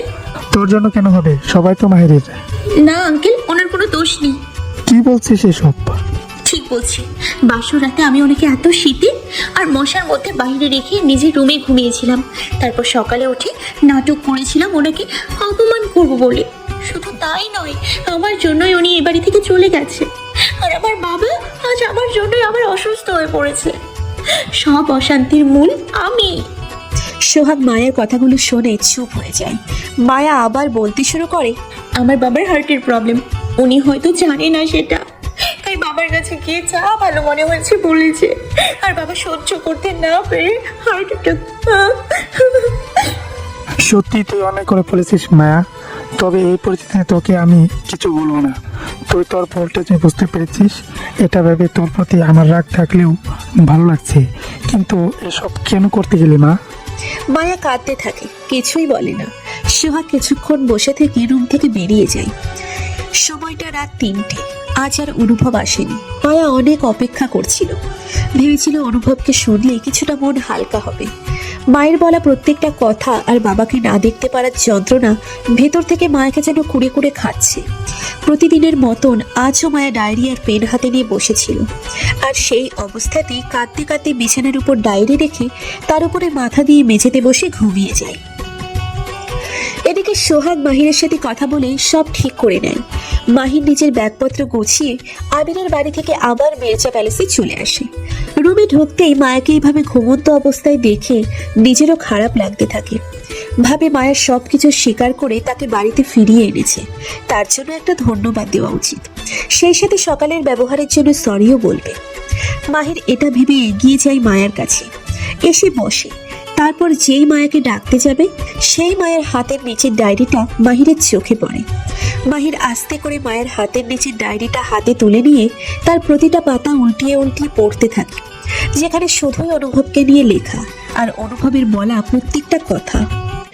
মাহির ডায়েরিটা নিয়ে পড়ছে, যেখানে শুধুই অনুভবকে নিয়ে লেখা আর অনুভবের বলা প্রত্যেকটা কথার শব্দচয়ন। একটা একটা করে ডায়েরির প্রত্যেকটা পাতা শেষ করে মাহির মায়ার দিকে এক অপলক দৃষ্টিতে তাকিয়ে রয়। এই মায়াকে যেন প্রথমবার দেখছে মাহির, আর কিছু ভাবার ভাষা খুঁজে পাচ্ছে না সে। শুধুই চেয়ে আছে ঘুমন্ত মায়ার মুখপানে। আবার এক অজানা ভালো লাগার সৃষ্টি হচ্ছে মায়ার প্রতি, যেন পুরনো সব ভুল বোঝাবুঝি আর রাগ মুহূর্তেই ভালো লাগাতে পরিণত হচ্ছে। মাহির আস্তে করে মায়ের খুব কাছে এগিয়ে আসে। মায়ের মুখের উপর চলে আসা এলোমেলো চুলগুলো হাতের আলতো স্পর্শে সরিয়ে দিতে মায়ার ঘুম ভেঙে যায়। মায়া কেঁপে উঠে তাকিয়ে দেখে সামনে মাহির দাঁড়ানো। এ কি আপনি? মায়া উঠে দাঁড়িয়ে এক টানে মাহিরের হাত থেকে ডায়েরিটা ছিনিয়ে নেয়। আমার ডায়েরিতে কেন হাত দিয়েছেন? তার আগে বলো তুমি কাকে ভালোবাসো? আমি যাকেই ভালোবাসি তাতে আপনার কি? তুমি জানো আমি স্নিগ্ধাকে ভালোবাসি। হ্যাঁ জানি, আমিও অন্য কাউকে ভালোবাসি। সেই অন্য কেউটাকে যাকে কখনো দেখোনি, যার সম্পর্কে কিছু জানো না তুমি, সেই অনুভব। আপনি কিন্তু আপনার অধিকারের সীমা লঙ্ঘন করছেন। আপনার স্নিগ্ধার ব্যাপারে আমি কি কখনো নাক গলিয়েছি? দয়া করে আমার ব্যাপারে কিছু বলবেন না, তাহলে খুশি হব। কথাটা বলে মায়া বালিশটা নিয়ে রুম থেকে বেরিয়ে যেতে লাগে, আর মাহির মায়ের হাতটা ধরে বসে। হাতটা ছাড়ুন। কোথায় যাচ্ছ? মায়া নিজের হাতটা মাহিরের থেকে ছাড়িয়ে নেয়। বেলকুনিতে আমার জন্য সেদিন আপনি আমার রুমে ঘুমোতে পারেননি, তাই না? আজ আমি চলে যাচ্ছি, আপনি ঘুমান আপনার রুমে। বাইরে খুব ঠান্ডা আর প্রচুর মশা, তোমার কষ্ট হবে ঘুমাতে। যে কষ্ট আমাকে দিয়েছেন তার কাছে এটা কিছুই না। মানে জানতে চাইছেন? আমার বাবা হসপিটালে, এতটা অসুস্থ, কিন্তু এমন পরিস্থিতিতে আমি আমার বাবাকে দেখতে পারিনি। আপনি তো ডক্টর, চাইলে কি পারতেন না দেখতে দিতে? মায়া সরি, আমি রেগে গিয়েছিলাম। তুমি স্নিগ্ধার সাথে অমনটা না করলে আমি। থাক, আর কিছু বলবেন না। আমি সত্যিই খুব খারাপ, যার জন্য আমাকে আপনি এইভাবে ঘাড় ধাক্কা দিয়ে বের করে দিয়েছেন হসপিটাল থেকে। তবে খারাপ লেগেছে কিসে জানেন? আমার মা আমার কোনো কথা শুনতে চায়নি। মায়া তুমি যদি চাও কাল সকালে তোমাকে তোমার বাবার কাছে নিয়ে যাব। দরকার নেই, আমার একটা উপকার করবেন। যত দ্রুত সম্ভব আমাকে ডিভোর্স দিয়ে দেন। আমি চাই না আপনারা স্নিগ্ধার মাঝে এভাবে থাকতে। কথাটা বলেই মায়া ব্যালকনিতে চলে আসে। একান্তে বসে জ্যোৎস্নার আলোয় উপরের আবছা আকাশটাকে দেখতে থাকে, আর চারপাশ থেকে শীতের কুয়াশা ঘিরে এসে মায়াকে স্পর্শ করে যায়, যার জন্য কিছুক্ষণ পর মায়ার শরীরে কাঁপুনি শুরু হয়। মায়া বুঝতে পারে সত্যি বাইরে খুব শীত। হঠাৎ মাহির এসে মায়াকে একটা চাদর জড়িয়ে দিয়ে রুমের ভেতরে নিয়ে আসে। বলেছিলাম না বাইরে শীত, সবসময় জেদ দেখাও তুমি। আমি জেদ দেখাইনি। চুপ করো, এসো এদিকে। মাহির মায়ের হাত ধরে টেনে বিছানায় বসায়। এখানে ঘুমাবে তুমি। আর আপনি? আমি বিছানার অন্য পাশটায় ঘুমাবো। তোমার কোনো অসুবিধা আছে? তাহলে বলো, আমি গিয়ে সোফায় ঘুমাচ্ছি। না না, আমার জন্য আপনার রুমে আপনি কেন সোফায় ঘুমাতে যাবেন? আর তার চেয়ে বরং আমি। একটাও কথা বলবে না, যা বলেছি তাই করো। আমি আমাদের মাঝে একটা বালিশ দিয়ে দিব। তারপর মায়া আর কিছু না বলেই বিছানার এক পাশে গিয়ে শুয়ে পড়ে, আর মাহির ফোনটা নিয়ে বাইরে এসে তার বন্ধু আবিরকে কল দেয়। হ্যালো। হ্যালো আবির। হ্যাঁ মাহির বল, কোনো সমস্যা? বাইরে সবাই ঠিক আছে তো? হ্যাঁ সব ঠিক আছে। বলছিলাম আমার একটা উপকার করবি দোস্ত। কেমন উপকার, যার জন্য এত তাড়াতাড়ি ফোন করেছিস? আবিরের সাথে কথা বলে মাহির আবিরকে সব কিছু খুলে বলে। আবিরও মাহিরকে অনেক কিছু বোঝায়। কথা শেষ হলে মাহির ঘড়িতে তাকিয়ে দেখে রাতের অনেকটা সময় কেটে গেছে। এখন না ঘুমালে সকালে আর হসপিটালে পৌঁছানো যাবে না। তাই রুমে যাওয়ার উদ্দেশ্যে মাহির পেছনে ঘুরে দাঁড়াতেই দেখে সামনে মায়া দাঁড়ানো। কিছু জানার কৌতূহল নিয়ে মায়া তাকিয়ে আছে মাহিরের দিকে। মাহির মনে মনে ভাবে, মায়া কি সবকিছু শুনে ফেললো? না, এভাবে চুপ না থেকে জিজ্ঞেস করা যাক। এ কি মায়া, তুই ঘুমাওনি? মায়া নিশ্চুপ হয়ে আছে, কোনো প্রতিউত্তর দেয় না মাহিরের প্রশ্নে। কি হলো বলো, বিছানা ছেড়ে উঠে এসেছো কেন? মায়া ঘুম ঘুম চোখ দুটো দোলতে দোলতে বলে, উফ, আপনি কি বলুন তো, রাতে ওয়াশরুমেও যেতে কি আপনার অনুমতি নিয়ে লাগবে? মাহির একটা মুচকি হাসি দিয়ে মায়ার মুখের কাছে নিজের মুখটা এগিয়ে এনে বলে, আবার শুরু করে দিয়েছো তো? মায়া মাহিরের শার্টের কলারটা টেনে ধরে। কি শুরু করলাম আমি? মাহির নিজের কলার থেকে মায়ার হাতটা ছাড়িয়ে নেয়। কথায় কথায় কলার কেন চেপে ধরো? বেশ করেছি, ধরেছি। আপনার জন্য আমি আমার বাবাকে দেখতে পারিনি। আপনাকে তো শাস্তি দেওয়া উচিত।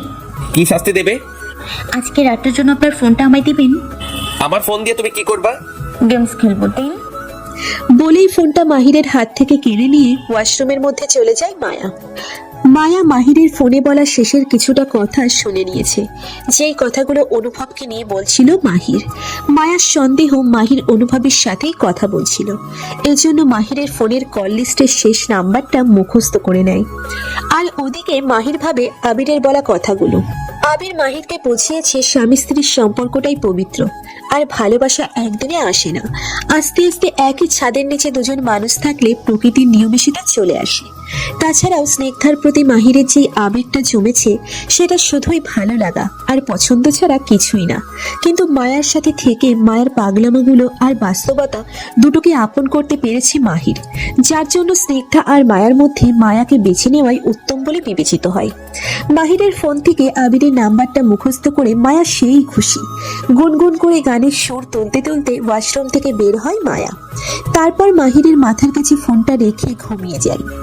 ঘুম থেকে উঠে মায়া আড়ামোড়া দিতে গিয়ে নিজেকে মাহিরের খুব কাছে আবিষ্কার করে। নড়তে চড়তেও পারছে না মায়া। মাহির এমন ভাবে মায়াকে আষ্টে পৃষ্ঠে জড়িয়ে ধরে রেখেছে যে মায়ার দমই বন্ধ হয়ে আসছে। মায়া হাত পা নাড়াতে না পেরে মুখের কাছে মাহিরের কান পেয়ে জুড়ে একটা কামড় বসিয়ে দেয়, আর মাহির আহ করে এক চিৎকার দিয়ে উঠে বসে। এটা কি হলো? তার আগে আপনি বলুন, মাঝের বালিশটা সরিয়ে আমার এত কাছে এসেছেন কেন? তাই বলে কামড় দিবে? হ্যাঁ দিব। আজ থেকে আপনি সোফায় ঘুমাবেন, নয়তো আমি। একই তো বিয়ে করে চরিত্রে একটা দাগ লাগিয়ে দিয়েছেন, তার উপর আপনি আমাকে ছুঁয়েছেন। এটা জানলে কি অনুভব আমাকে মেনে নেবে? কত মেয়ে পাগল অনুভবের জন্য, জানেন আপনি? তাই বুঝি? সেই কত মেয়ের মধ্যে তোমাকে যে অনুভবে বেছে নিবে তার গ্যারান্টি কি?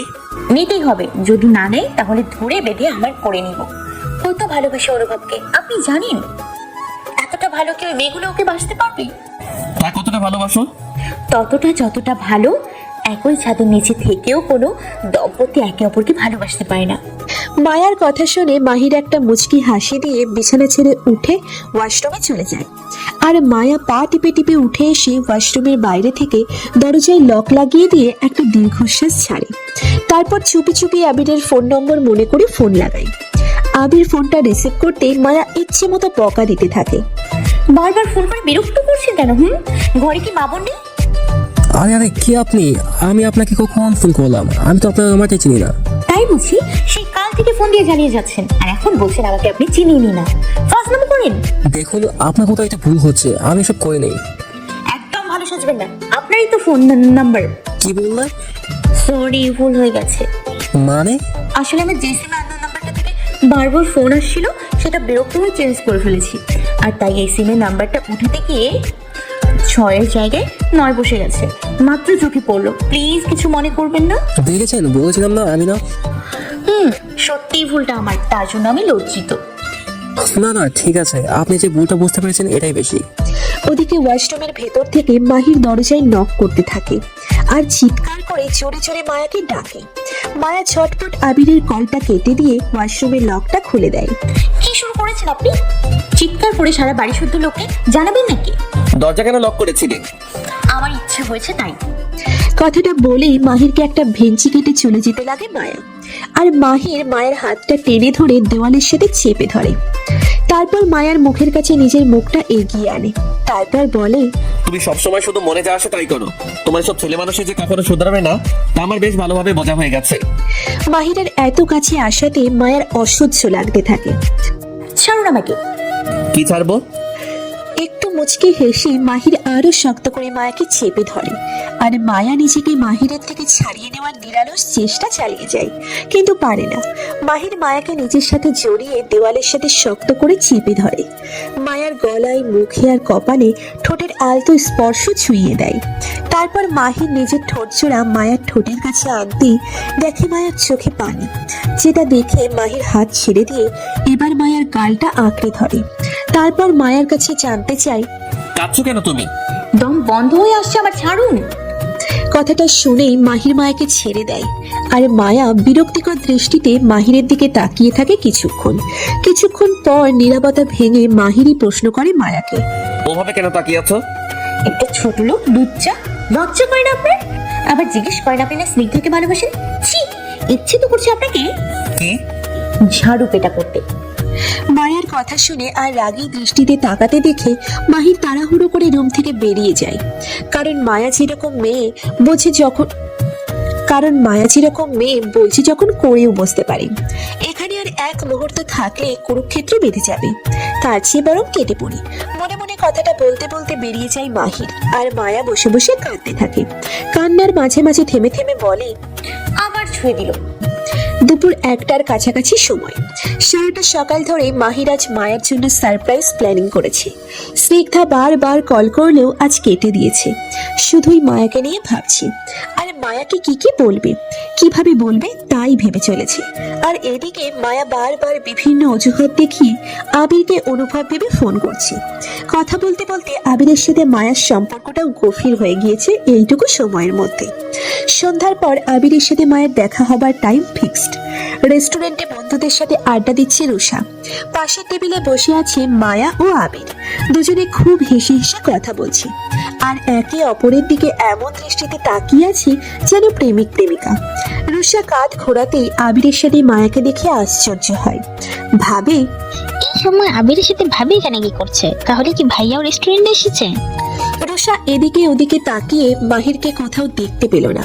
তারপর উঠে এগিয়ে এসে মায়ের পিছনে দাঁড়িয়ে ডাকতে যাবে, এমন সময় মায়ের কথা শুনে রুষা থমকে যায়। আমি জানি না আমার কথা আপনি বিশ্বাস করবেন কিনা, আমি এটাও জানি না কথাটা শোনার পর আপনি কি ভাববেন, তবু আমার বলতে হবে।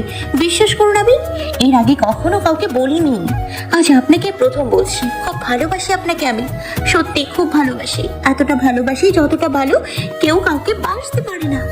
আর জীবনের শেষ নিঃশ্বাস পর্যন্ত শুধু আপনাকেই ভালোবাসবো। এটুকু কথা শুনেই রুষা নিজের কান দুটো শক্ত করে চেপে ধরে। আর রুষার হাত থেকে পার্সটা পড়ে যায়।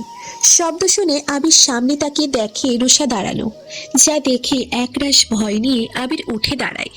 আর রুষা আবিরের দিকে তীক্ষ্ণ দৃষ্টিতে কিছুক্ষণ তাকিয়ে থেকে চোখ মুছতে মুছতে রেস্টুরেন্ট থেকে বেরিয়ে আসে। আবিরও ছুটে আসে রুষার পিছনে, কিন্তু ততক্ষণে রুষা চলে যায়, যার জন্য আবির রুষাকে কিছু বোঝাতে পারে না। মির্জা প্যালেস। মাহির খুব সুন্দর করে নিজের রুমটা সাজিয়েছে। মনে মনে ঠিক করে রেখেছে আজই মায়াকে সত্যিটা বলবে। আর তাই তো আবির যখন বলল মায়া ওকে অনুভব ভেবে বিভিন্ন বাহানায় ফোন করছে, তখন আবিরের সাথে প্ল্যান করে নিয়েছে যেন আবিরের সাথে মায়া দেখা করতে গেলে সেই সুযোগে রুমটা সাজিয়ে নিতে পারে। এদিকে রুষা বাড়িতে এসে রুমের দরজা ভেতর থেকে লক করেই সব জিনিসপত্র ভাঙচুর করছে। রুষার রুমে ভাঙচুরের আওয়াজ পেয়ে মাহির সহ বাড়ির সকলে ছুটে আসে। দরজায় নক করে বারবার রুষাকে ডাকে।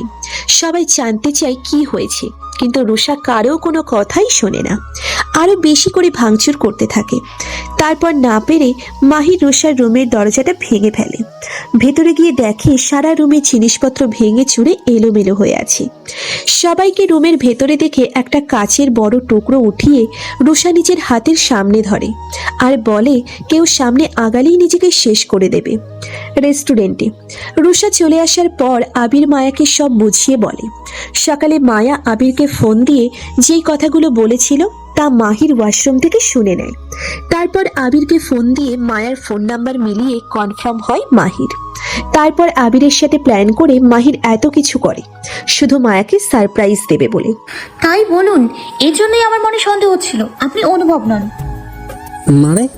আপনার কণ্ঠের সাথে অনুভবের কণ্ঠের কোনো মিল আছে নাকি? তাহলে প্রপোজ করলেন কেন? প্রিপারেশন নিচ্ছিলাম। উনি স্নিগ্ধাকে ভালোবাসে, তাই তো শুধু স্নিগ্ধা স্নিগ্ধা করে সারাক্ষণ। এই স্নিগ্ধার জন্যই বিয়ের দিন আমাকে উনি পাচার করে দিচ্ছিল। আমি জানতাম না উনিই অনুভব, কিন্তু এখন যখন জেনে গেছি তখন শোধ তুলবো। উনি যদি আমার সামনে আর একটা মেয়ের সাথে প্রেম করতে পারে তাহলে আমি কেন পারবো না? ঠিক বলেছেন। কেউ সামনে আগাবে না বলে দিলাম, নাইলে আমি নিজেকে শেষ করে দেব। এই জীবন দেখে আর কি করব, মরে যাব আমি। রুষার কথা শুনে সবাই হতবাক হয়ে চেয়ে আছে রুষার দিকে আর ভাবছে কেন এমন করছে মেয়েটা। এই তো বিকালে হাসতে হাসতে বন্ধুদের সাথে বের হলো, আর এখন বাড়িতে এসেই পাগলামি শুরু করে দিয়েছে। রাইসা ভয় ভয় মুখ করে মীরার দিকে তাকায়। তারপর মীরাকে বলে, রাইসা ভাবি আমার কিন্তু খুব ভয় লাগছে, আমার মেয়েটা কিছু করে বসবে না তো? আরে না, কিচ্ছু করবে না। আমাদের রুষা এমনটা করতে পারে না, তাই না রুষা? মামি, আমি মজা করছি না, আমি সত্যি বলছি, শেষ করে দেবো নিজেকে। দেখ রুষা, তুই কিন্তু এবার বাড়াবাড়ি করে ফেলছিস।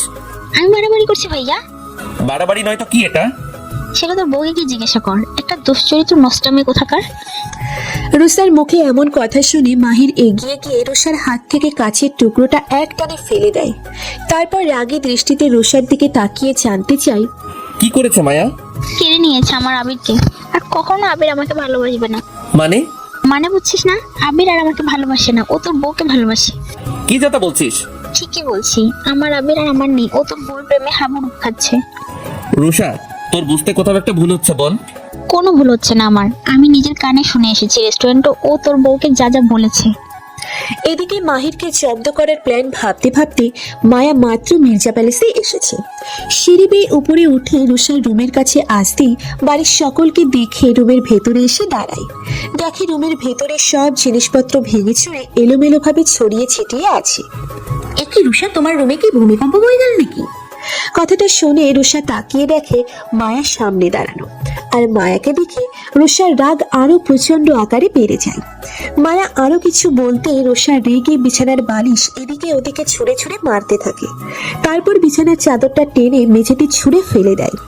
মাহির রুষার হাত দুটো শক্ত করে ধরে বিছানাতে জোর করে বসায়। এসব কি করছিস রুষা?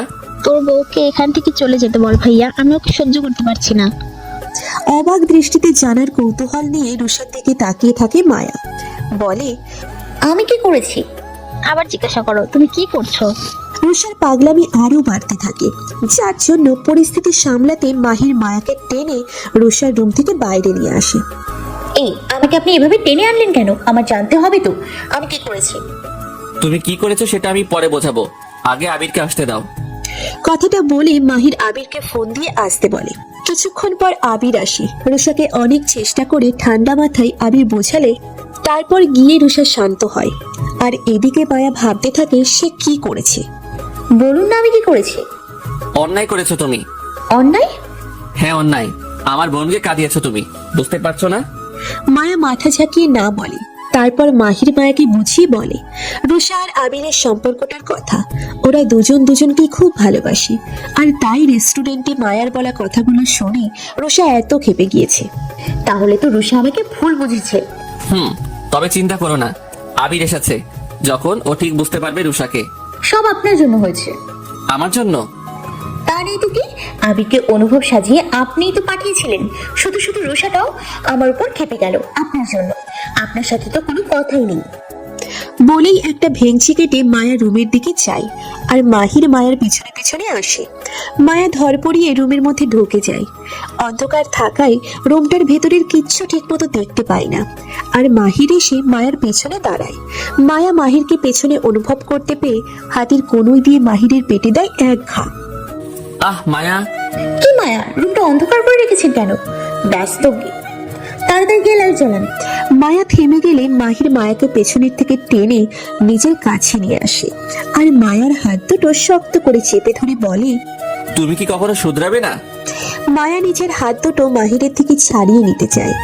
মাহির মায়াকে আরো শক্ত করে চেপে ধরে। তারপর মুচকি হেসে মায়াকে আবার বলে, তোমার আর শুধরাতে হবে না। মানে? মানে হচ্ছে এলোমেলো স্বভাবের এই তুমিটাকেই আরো খুব প্রয়োজন, আর তোমার সাথেই আমি আমার সারাটা জীবন কাটাতে চাই। আর স্মিতা? ওকে আমি পরে বুঝিয়ে বলবো। কি বুঝবেন? সেটা তোমার না জানলেও চলবে। কথাটা শুনে মায়া একদম চুপ হয়ে যায়। আর মাহির একটু মুচকি হেসে মায়াকে কোলে তুলে নিয়ে বিছানায় গিয়ে বসায়। এখানে বসো। মাহির উঠে যাবে, মায়া মাহিরের হাতটা টেনে ধরে। চলে যাচ্ছেন? লাইট জ্বালাতে যাচ্ছি, তোমার জন্য একটা সারপ্রাইজ আছে। কথাটা বলে মাহির লাইটটা জ্বালাতে যায়। আর মায়া মনে মনে ভাবতে থাকে মাহির এখন ওকে কিসের সারপ্রাইজ দিবে। এমন সময় লাইটটা অন হলেই মায়ের চোখ তুলে সামনে তাকিয়ে দেখে হা হয়ে আছে। ফুলে ফুলে খুব সুন্দর করে সাজানো রুমটা, ঠিক যেমনটা বাসনাতে সাজানো হয়েছিল। কেমন লাগলো আমার সারপ্রাইজ? মায়া কোনো কথা বলে না, লজ্জায় চোখ দুটো নিচু করে নেয়। কি হলো বললে না যে? কি বলবো? সাজানোটা কেমন হয়েছে? জানি না।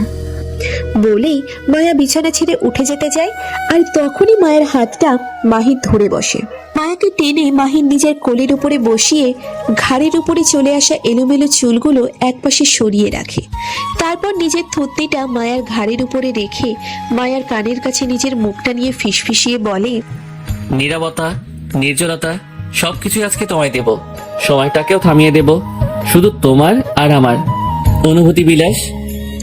মায়া ঘুরে মাহিরকে জড়িয়ে ধরে, তারপর মাহিরের গাল দুটো আঁকড়ে ধরে মাহিরের কপালে, গালে আর ঠোঁটে আলতো স্পর্শ ছড়িয়ে দেয়। হসপিটালে স্নিগ্ধা বারবার মাহিরকে ফোন করে যাচ্ছে, কিন্তু মাহিরের ফোনটা সুইচ অফ। সকালে যতবার ফোন করেছে মাহির কেটে দিয়েছে। স্নিগ্ধার সাথে এমনটা মাহির আগে কখনো করেনি, বরঞ্চ স্নিগ্ধা রাগ করলে কিভাবে তার রাগ ভাঙাবে সেটাই ভেবেছে সব সময়। তাহলে আজ মাহিরের কি হলো?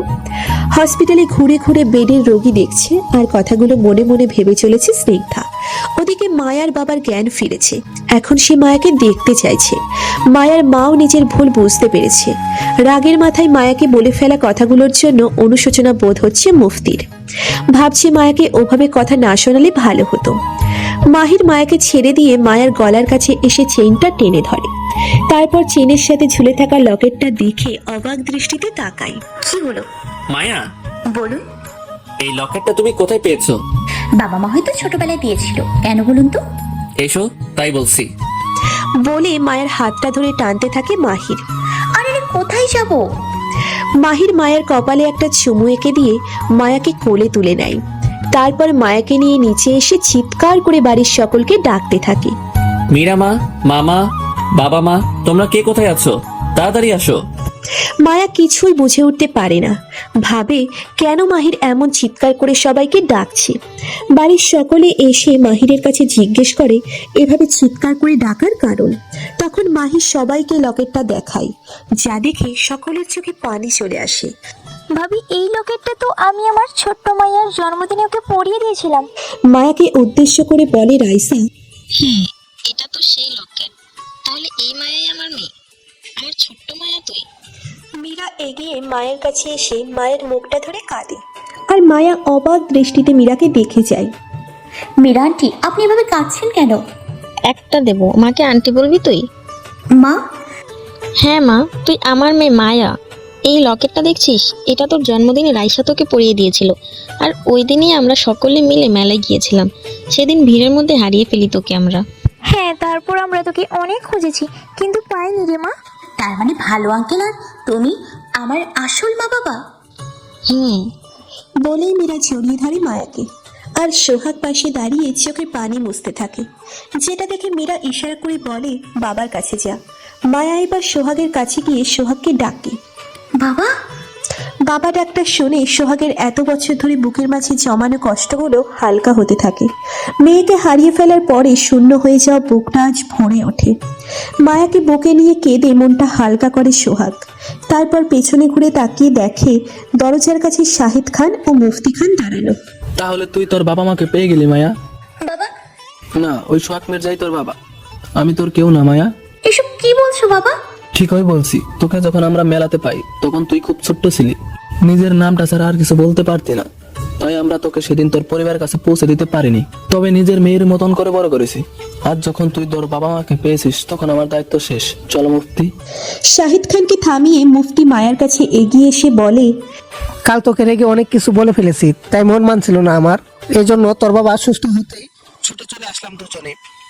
এখন তো তুই তোর বাবা মাকে পেয়ে গেছিস, আমাদের কি ভুলে যাবি মায়া? মায়া চুপ করে কাঁদতে থাকে। মুফতি আবার বলে, আমি জানি তোকে আমি খুব অপমান করি, রেগে গেলে বারবার মনে করিয়ে দেই তুই আমাদের কেউ না, আর তাই আজ তোর কাছে ক্ষমা চাচ্ছি, পারলে ক্ষমা করে দিস মা। মায়া এবার মুফতিকে চাপটে ধরে কাঁদতে থাকে। তুমি ভাবলে কি করে মা যে আমি তোমায় মা বলে ডাকবো না? আমার তখন 3টা মা হলো, তুমি, মীরা মা আর রাইসা মা। মায়ার কথা শুনে সবাই হেসে দেয়। এমন সময় হুট করে কোথা থেকে যেন স্নিগ্ধা চলে আসে, ছুটে সেই মাহিরের সামনে দাঁড়ায়। তারপর বলে, দেখেছেন, তোমাকে আমি আজ কতবার ফোন দিয়েছি, খেয়াল আছে? সকালে তো কেটে দিয়েছিলে, এখন আবার সুইচ অফ করে রাখছো। জানো আমার কতটা চিন্তা হচ্ছিল, তারপর আজ হসপিটালেও যাওনি কেন? স্নিগ্ধার এমন কথা শুনে সবাই মাহিরা স্নিগ্ধার দিকে তাকিয়ে থাকে, আর মাহির মায়ার দিকে। মায়া এসে টেনে স্নিগ্ধাকে নিজের দিকে ঘুরিয়ে নেয়। কাকে জান জান বলছো তুমি? ও আমার স্বামী। মায়া তুমি? চুপ, একটা কথা বলবেন না আপনি। মাহিরকে থামিয়ে মায়া হাত ধরে টানতে টানতে স্নিগ্ধাকে নিয়ে এসে ধাক্কা দিয়ে বাড়ি থেকে বের করে দেয়। তারপর স্নিগ্ধার মুখের উপর দরজাটা বন্ধ করে দম ছেড়ে দাঁড়ায়। স্নিগ্ধা দরজাটায় লাথি গোতা কিল বসাতে থাকে, আর মায়া এপাশ থেকে স্নিগ্ধাকে চলে যেতে বলে আস্তে করে মাহিরের হাতটা ধরে রুমে নিয়ে যায়।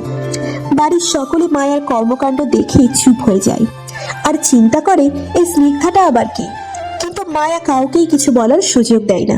মায়া টানতে টানতে মাহিরকে রুমে নিয়ে যায়। আসুন আমার সাথে আপনি। মাহিরকে রুমে নিয়ে গিয়ে খুব শব্দ করে দরজাটা ভেতর থেকে বন্ধ করে দেয়, যা দেখে বাড়ির সবাই বিস্মিত। ভাবে মায়া এমন কেন করছে। মায়া কি হয়েছে তোমার? আবার জিজ্ঞেস করছেন? মাহির একদম চুপ। কিছুক্ষণ মাহির কথা না বলায় মায়া রেগে যায়। রেগে হাতে কনুই দিয়ে মাহিরের পেটে দেয় এক ঘা। আউচ, লাগলো তো? লাগুক। স্নিগ্ধা শাকচুন্নি পেতনি, ওর সাহস কিভাবে হয়? ওর সাহস কিভাবে হয় আমার বাড়িতে আসার? কথাটা বলে মায়া এবার মাহিরের শার্টের কলারটা টেনে ধরে। তারপর মাহিরের চোখে চোখ রেখে তাকিয়ে থাকে কিছুক্ষণ পর। অনুভব, ওই স্নিগ্ধাকে আপনি ভুলে যান। বিশেষ করুন, ওর থেকেও অনেকটা বেশি আপনাকে আমি ভালোবাসা দেব। এতটা ভালোবাসা দেব যতটা স্নিগ্ধা কেন পৃথিবীর কোনো মেয়ে আপনাকে দিতে পারবে না। তাই? মাহির এবার মুচকি হেসে মায়ার কোমরটা জড়িয়ে ধরে মায়াকে খুব কাছে টেনে নেয়। আচ্ছা, একটা মানুষ এতটা ভালোবাসা দিয়ে কি করবে? মানে? ওই যে বললে না, তোমার মতন কেউ আমাকে এতটা ভালোবাসতে পারবে না। পারবে না তো। আপনি আমার স্বামী, আর আপনার ইহকাল পরকাল সবটা জুড়ে শুধুই আমি থাকবো। তাই শুধু আমার অধিকার রয়েছে আপনার উপর, আর আমার জীবনের শেষ নিঃশ্বাস পর্যন্ত কেউ চাইলেও পারবে না আপনাকে আমার থেকে কেড়ে নিতে। আর যদি আমি স্নিগ্ধার কাছে চলে যাই? নিঃস্ব হয়ে যাব আমি। প্লিজ ওই রাক্ষসীটার কাছে যাবেন না অনুভব।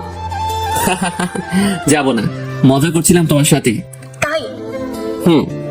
একটা কথা বলবেন? কি? আপনার এই ঠোঁট, মুখ, নাক, কান, চোখ এগুলো কখনো স্পর্শ করেনি তো স্নিগ্ধা? মায়ার কথা শুনে মাহির হাসতে থাকে। হাসছেন কেন? আমার ভালোবাসাটাকে কি মজা মনে করেন? আপনি জানেন আপনাকে আমি কতটা ভালোবাসি? সেই যেদিন আপনাকে প্রথম শুনেছিলাম সেদিন থেকে ভালোবাসি, আর আজ যখন আপনার দেখা পেয়েছি তখন আপনাকে হারাতে দেবো ভেবেছেন? কথাটা বলে মায়া মুখটা ঘুরিয়ে কিছু সময় চুপ হয়ে থাকে। মাহির মায়ের মুখটা তুলে নিজের থেকে ঘুরিয়ে নেয় আর দেখে মায়ের চোখের কোণে পানি। সাথে সাথে মায়ের কোমরটা ছেড়ে দিয়ে দুই হাতের মুঠোয় গালটা আঁকড়ে ধরে। এত ভালোবাসো আমাকে তুমি? ঠোঁট দিয়ে মাহির মায়ের চোখের পানি মুছিয়ে দেয়। তারপর মায়ার কপালে ঠোঁটের আলতো স্পর্শ ছুঁইয়ে দিয়ে বলে, এই বোকামি, কাঁদছো কেন? আমি তো তোমারই, তুমি বোঝো না? তোমার এসব কথায় আমি তোমাকে আরো বেশি ভালোবেসে ফেলি, আর তোমাকেই আমার জীবনে প্রয়োজন। ভয় পেও না মায়া, এই হাত দুটো যখন ধরেছি কখনো ছাড়বো না, হারিয়েও যাব না। ভরসা রাখো আমার উপর। ভালোবাসেন আমাকে? ভালোবাসি, খুব ভালোবাসি। কেন, বিশ্বাস হচ্ছে না তোমার? মায়া মাহিরের মুখে ভালোবাসার কথা শুনে খুশিতে হেসে দিয়ে চাপটি ধরে মাহিরের বুকে একটা কিস করে, যা দেখে মাহিরও মুচকে হেসে মায়াকে জড়িয়ে ধরে। এইভাবে থাকবে সব সময়, জানো? তোমার গালের এই টোল পড়া হাসিটা কি আমার বড্ড ভালো লাগে দেখতে। কথাটা শুনে মায়া লজ্জায় মাহিরের থেকে নিজেকে ছাড়িয়ে দূরে সরে আসে। বিছানার উপরে গিয়ে মুখটা দুই হাত দিয়ে ঢেকে বসে থাকে লজ্জায়। কিছুক্ষণ পর মাহিরের কোনো সারা শব্দ না পেয়ে মুখটা থেকে হাত সরিয়ে চোখ তুলে দেখে মাহির পাশের বালিশে শুয়ে ফোন চার্জে লাগিয়ে দিচ্ছে, যা দেখে মায়া আবার রেগে যায়। ফোন টিপুন, আমি চলে যাই রুষার রুমে। রুষার রুমে কেন যাবে? তো কি করব, শুধু শুধু রুমটা সাজিয়েছেন, কি দরকার ছিল এত পরিশ্রম করার? মাহির এবার ফোনটা রেখে মায়াকে টেনে নিজের বাহুডোরে আবদ্ধ করে নেয়। কি বলতে চাচ্ছ? জানি না। মাহিরের বুকে একটা কিল বসিয়ে দিয়ে বলে মায়া। মাহির মায়াকে ঘুরিয়ে নিয়ে মায়ের বুকের উপরে আসে। তারপর মায়ের ঠোঁটে নিজের ঠোঁট মিলিয়ে দেয়। মাহিরের প্রতিটি স্পর্শ মায়াকে পাগল করে তোলে। বিলীন হতে থাকে দুজন মানুষের অনুভূতির আত্মসমর্পণ, যা আলতো স্পর্শে পূর্ণতা এনে দেয় মুহূর্তকে। ওদিকে স্নিগ্ধা মায়ের দেওয়া অপমানটা সহ্য করতে না পেরে রাগে বাড়িতে গিয়ে এটা ওটা সব জিনিসপত্র উঠিয়ে ছুঁড়ে ছুঁড়ে মারতে থাকে। তারপর কাছের জিনিসগুলো ভেঙে ছুঁড়ে হাঁপায়। রাগে গজগজ করতে করতে আয়নার সামনে দাঁড়িয়ে শয়তানি হাসি দিয়ে বলে স্নিগ্ধা, তোমাকে আমি ছাড়বো না মায়া, এর চেয়ে দ্বিগুণ অপমান তোমাকে আমি ফিরিয়ে দেবো। স্নিগ্ধা অনেক ভাবে কিভাবে এই অপমানের প্রতিশোধ তোলা যায়। মাহিরকে ভালোবেসে তীব্র চাওয়াটা আগে কখনো স্নিগ্ধার মধ্যে আসেনি, কিন্তু আজ মায়ার এই অপমানে স্নিগ্ধা মনে মনে ঠিক করে নিয়েছে যে কোনো মূল্যে মাহিরকে নিজের করেই ছাড়বে। সকালে ঘুম থেকে উঠে মায়া আর মাহিরের দেখা পায় না। মায়া সারা বাড়িতে মাহিরকে খোঁজে, কিন্তু মাহির বাড়িতে কোথাও নেই, এমনকি মায়ার ফোনটাও রিসিভ করছে না। মায়া চিন্তায় পড়ে যায়, ভাবে এমনটা কেন করছে মাহির। দুপুরের দিকে লাঞ্চ নিয়ে মায়া হসপিটালে চলে আসে। মাহিরের কেবিনে ঢুকতেই দেখে স্নিগ্ধা মাহিরকে জাপটে ধরে আছে, আর মাহির স্নিগ্ধার পিঠে হাত বুলিয়ে দিচ্ছে আর বলছে, আমি আছি তো জান, সব ঠিক হয়ে যাবে। মায়া এগিয়ে গিয়ে মাহিরকে টেনে স্নিগ্ধার থেকে দূরে সরিয়ে আনে, তারপর জানতে চায় এগুলো কি করছেন? তখন মাহির কিছু না বলে সজোরে মায়ের গালে একটা থাপ্পড় বসিয়ে দেয়। থাপ্পড়টা মারার পর মায়া গালে হাত রেখে তাকিয়ে থাকে মাহিরের দিকে। তারপর মাহির বলতে শুরু করে, তোমার জন্য আমাকে আমার বাড়ি থেকে বেরিয়ে যেতে হয়েছিল। যেই বাবা আমার গায়ে কখনো হাত তুলেনি, তোমার জন্য সে আমার গায়ে হাত তুলেছিল। এমনকি আমার মামাও আমাকে ভুল বুঝে মেরেছে তোমার জন্য। অনেক অপমান করেছো তুমি আমাকে, আর তাই তোমার থেকে সেই সব অপমানের শোধ তুললাম মাত্র একটা দিন তোমাকে ভালোবাসার নাটক করে।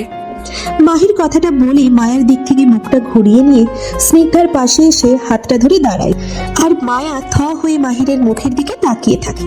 কিছু বুঝতে পারে না মায়া। মাহির আবার বলে, যত দ্রুত সম্ভব তোমাকে আমি ডিভোর্স দিয়ে স্নিগ্ধাকে বিয়ে করব। এবার মায়ার রাগ হতে থাকে। এগিয়ে এসে মাহিরের শার্টের কলারটা টেনে ধরে। ফাজলামো মারাচ্ছেন? মানে বোঝেন না, আমাকে মারছেন তাতে আমার কোনো দুঃখ নেই, কিন্তু আপনি এটা কিভাবে বললেন যে আমাকে ভালোবাসেন না? মাহির মায়ার থেকে শার্টের কলারটা ছাড়িয়ে নিয়ে মায়াকে এক ধাক্কা দিয়ে দূরে ছুঁড়ে ফেলে দেয়। তারপর বলে, না, ভালোবাসি না। একটা সাদামাটা আনস্মার্ট খ্যাত তুমি নিজের দিকে কখনো তাকিয়ে রেখেছো? আর স্নিগ্ধাকে দেখো, কখনো পারবে ওর মতো হতে? কি যোগ্যতা আছে তোমার? তাছাড়াও কতটুকু জানি তোমাকে আমি। মাত্র 2 দিনই তো হয়েছে আমাদের বিয়ের, আর স্নিগ্ধাকে তো আমি কলেজ লাইফ থেকেই ভালোবেসে এসেছি। এতদিনের ভালোবাসা মাত্র 2 দিনে আমি ভুলে যাব, এটা তোমার মনে হয়? তাহলে কাল রাতে সেসব কথা বলেছিলেন সেগুলো? তুমি আসলে একটা বোকা মেয়ে। আমি একজন আরজে, শুধু তুমি কেন, কত মেয়ে আমাকে শুনে ভালোবাসি বলে তা জানো? আমিও তাদেরকে খুশি করার জন্য ভালোবাসি বলি। তার মানে তো এই হয় না যে তাদের সবাইকে নিয়ে আমি সংসার করব। অনুভব, এসব কি বলছেন আপনি? কেন, ভালো লাগছে না শুনতে? ভালো না লাগলে চলে যাও। আমি এখন একটু স্নিগ্ধার সাথে সময় কাটাবো, তাই না জান? হ্যাঁ জান, তোমার যদি কোনো অসুবিধা না থাকে তাহলে ওকে আমি ঘাট ধাক্কা দিয়ে হসপিটাল থেকে বের করে দিতে চাই। হ্যাঁ অবশ্যই, এর জন্য অনুমতি নেওয়া লাগে। থ্যাঙ্কস জান। বলে খুশিতে লাফাতে লাফাতে এসে স্নিগ্ধা মায়ের হাতটা ধরতে যায়, আর মায়া স্নিগ্ধাকে থামিয়ে দেয়। তার কোনো প্রয়োজন নেই, আমি চলে যাচ্ছি স্নিগ্ধা। আমার বিশ্বাস হচ্ছে না আপনি এতটা খারাপ। এটা সত্যি আমি আপনাকে ভালোবাসি, কিন্তু এই মেয়েটার সামনে যে অপমানটা আমাকে করলেন, তারপর আর আমি আপনাকে কোনো দিনও ক্ষমা করতে পারবো না। কথাটা বলে মায়া কাঁদতে কাঁদতে হসপিটাল থেকে বেরিয়ে আসে। আর মায়া চলে যাওয়ার পর স্নিগ্ধা বলতে শুরু করে, বাহ, দারুণ হয়েছে অভিনয়টা, এভাবে অভিনয়টা চালিয়ে যাও। এসব তুমি কেন করছো স্নিগ্ধা? প্রতিশোধ দিতে। কাল অপমান করেছিল মেয়েটা আমাকে, তাছাড়াও তোমাকে আমি ভালোবাসি জান। এভাবে ভালোবাসা হয় না স্নিগ্ধা, প্লিজ ছেড়ে দাও ওনাদেরকে। স্নিগ্ধার সামনে 2 হাত জোর করে বলে মাহির, ছেড়ে দেবো? কাল রাতে কত প্ল্যানিং করার পর কৌশলে গুন্ডাদের দিয়ে ওদের কিডন্যাপ করেছি, তুমি জানো? আচ্ছা ঠিক আছে, তোমার সাথে আমার বিয়েটা হয়েছে দাও, তারপর ছেড়ে দেবো। এখন আমি যেমন যেমন বলবো একটু মন দিয়ে তেমন তেমন করতে দেখি, নইলে মুক্তি খান আর শাহেদ খানের অবস্থা কি হবে সেটা তুমি কল্পনায় আনতে পারবে না। আর একটা কথা, পুলিশের সাহায্য নেওয়ার চেষ্টা করো না, তাহলে পরিণাম খারাপ হবে। আর তুমি নিশ্চয়ই জানো, তোমার জন্য মায়ের বাবা মায়ের কিছু হলে মায়া তোমাকে ভালোবাসবে না, শুধু ঘৃণা করবে। হাজারো এত বছর ধরে মায়া তাদের বাবা মা বলে ডেকে এসেছে বলে কথা। কথাগুলো বলে কোমরটা হেলিয়ে দুলিয়ে স্নিগ্ধা মাহিরের কেবিন থেকে বেরিয়ে যায়। মায়া কাঁদতে কাঁদতে হসপিটাল থেকে বেরিয়ে আসে আর রাস্তা দিয়ে দৌড়তে থাকে। ভাবতে থাকে মাহিরের বলা প্রত্যেকটা কথা, যা মনে পড়তেই মায়ার নিজেকে খুব একা মনে হয়। ইচ্ছে করে মরে যেতে। মায়া আজ সম্পূর্ণ নিঃস্ব, কারণ পৃথিবীতে সব থেকে বেশি যাকে ভালোবেসেছে, বিশ্বাস করেছে, সেই মায়াকে ঠকিয়েছে।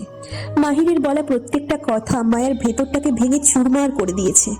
যেই কথাগুলো মায়ের কল্পনার বাইরে ছিল, সেগুলো শোনার পর মায়ের বিশ্বাস হচ্ছে না যে মাহির তাকে এইভাবে বলেছে। এত অপমান করেছে একটা মেয়ের জন্য, কিন্তু এটাই যে সত্যি, যা মানতে কষ্ট হলেও কিচ্ছু করার নেই। মায়া চোখ তুলে সামনে তাকিয়ে দেখে একটা বড় ট্রাক মায়ের খুব কাছে চলে এসেছে। ট্রাকটা এতক্ষণ হর্ন বাজাচ্ছিল, কিন্তু মায়া আনমনা হয়ে দৌড়াতে থাকায় আশেপাশের আর কিছুর দিকে খেয়াল নেই। ট্রাকটা মায়াকে যেই ধাক্কা দিতে যাবে, সেই মায়া নিজের চোখ দুটো আস্তে করে বন্ধ করে নেয়, কারণ মায়ার ভেতরে আর কিছু কাজ করে না। এমন সময় কেউ একজন এসে মায়ার হাতটা ধরে টেনে রাস্তার এক সাইডে নিয়ে আসে। মায়া চোখ খুলে সামনে তাকিয়ে দেখে রুষা আর আবির দাঁড়ানো। এই কি ভাবি, এইভাবে আনমনা হয়ে রাস্তার মাঝখান থেকে হাঁটছো? যদি কিছু হয়ে যেত ভাইয়ার কি হতো? বাড়ির সকলের কি অবস্থা হতো একবার ভেবে দেখেছো? রুষার প্রশ্নের মায়া কোনো উত্তর দেয় না। কিছুক্ষণ চুপ থেকে রুষাকে চাপটে ধরে কাঁদতে শুরু করে দেয়, যেটা দেখে রুষা আর আবির কিছুই বুঝে উঠতে পারে না। রুষা আবার মায়াকে জিজ্ঞাসা করে, ভাবি কি হলো, কাঁদছো কেন? ভাইয়া কিছু বলেছে? ভাইয়ার কাছে তো লাঞ্চ নিয়ে গিয়েছিলে, বলো না আবার ঝগড়া হয়েছে তোমাদের মাঝে। মায়া তবুও কিছু বলে না। রুষাকে ছেড়ে একটা অটো ডেকে উঠে পড়ে আর কাঁদতে থাকে। আবির রুষাকে মায়ের সাথে চলে যেতে বলে। তারপর আবিরকে বাই বলে রুষা মায়ের সাথে বাড়িতে চলে আসে।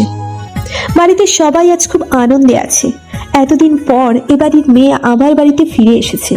মীরার শূন্য কোল আজ আবার ভরে উঠেছে, তাই সবার মনেই আজ খুশির ঝলক।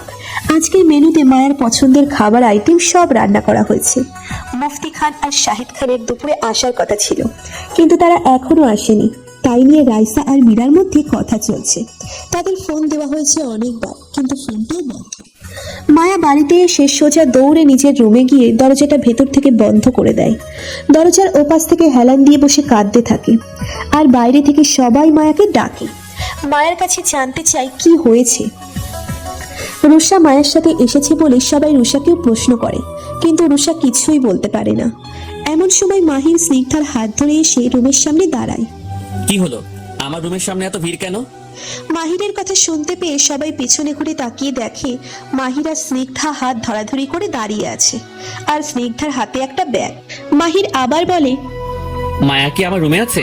থাকলে ওর যা কিছু আছে সব নিয়ে এক্ষুনি বের হতে বলো। আমি এখন থেকে স্নিগ্ধাকে নিয়ে আমার রুমে থাকবো। মাহিরের কথা শুনে ভেতর থেকে মায়ের বুকটা মোচড় দিয়ে ওঠে। ভাবে অনুভব এতটা নিচে নেমে গেছে যে স্নিগ্ধার সাথে একই রুমে থাকবে। মীরা এসে ঠাস করে একটা থাপ্পড় বসিয়ে দেয় মাহিরের গালে। লজ্জা করছে না তোর এমন কথা বলতে?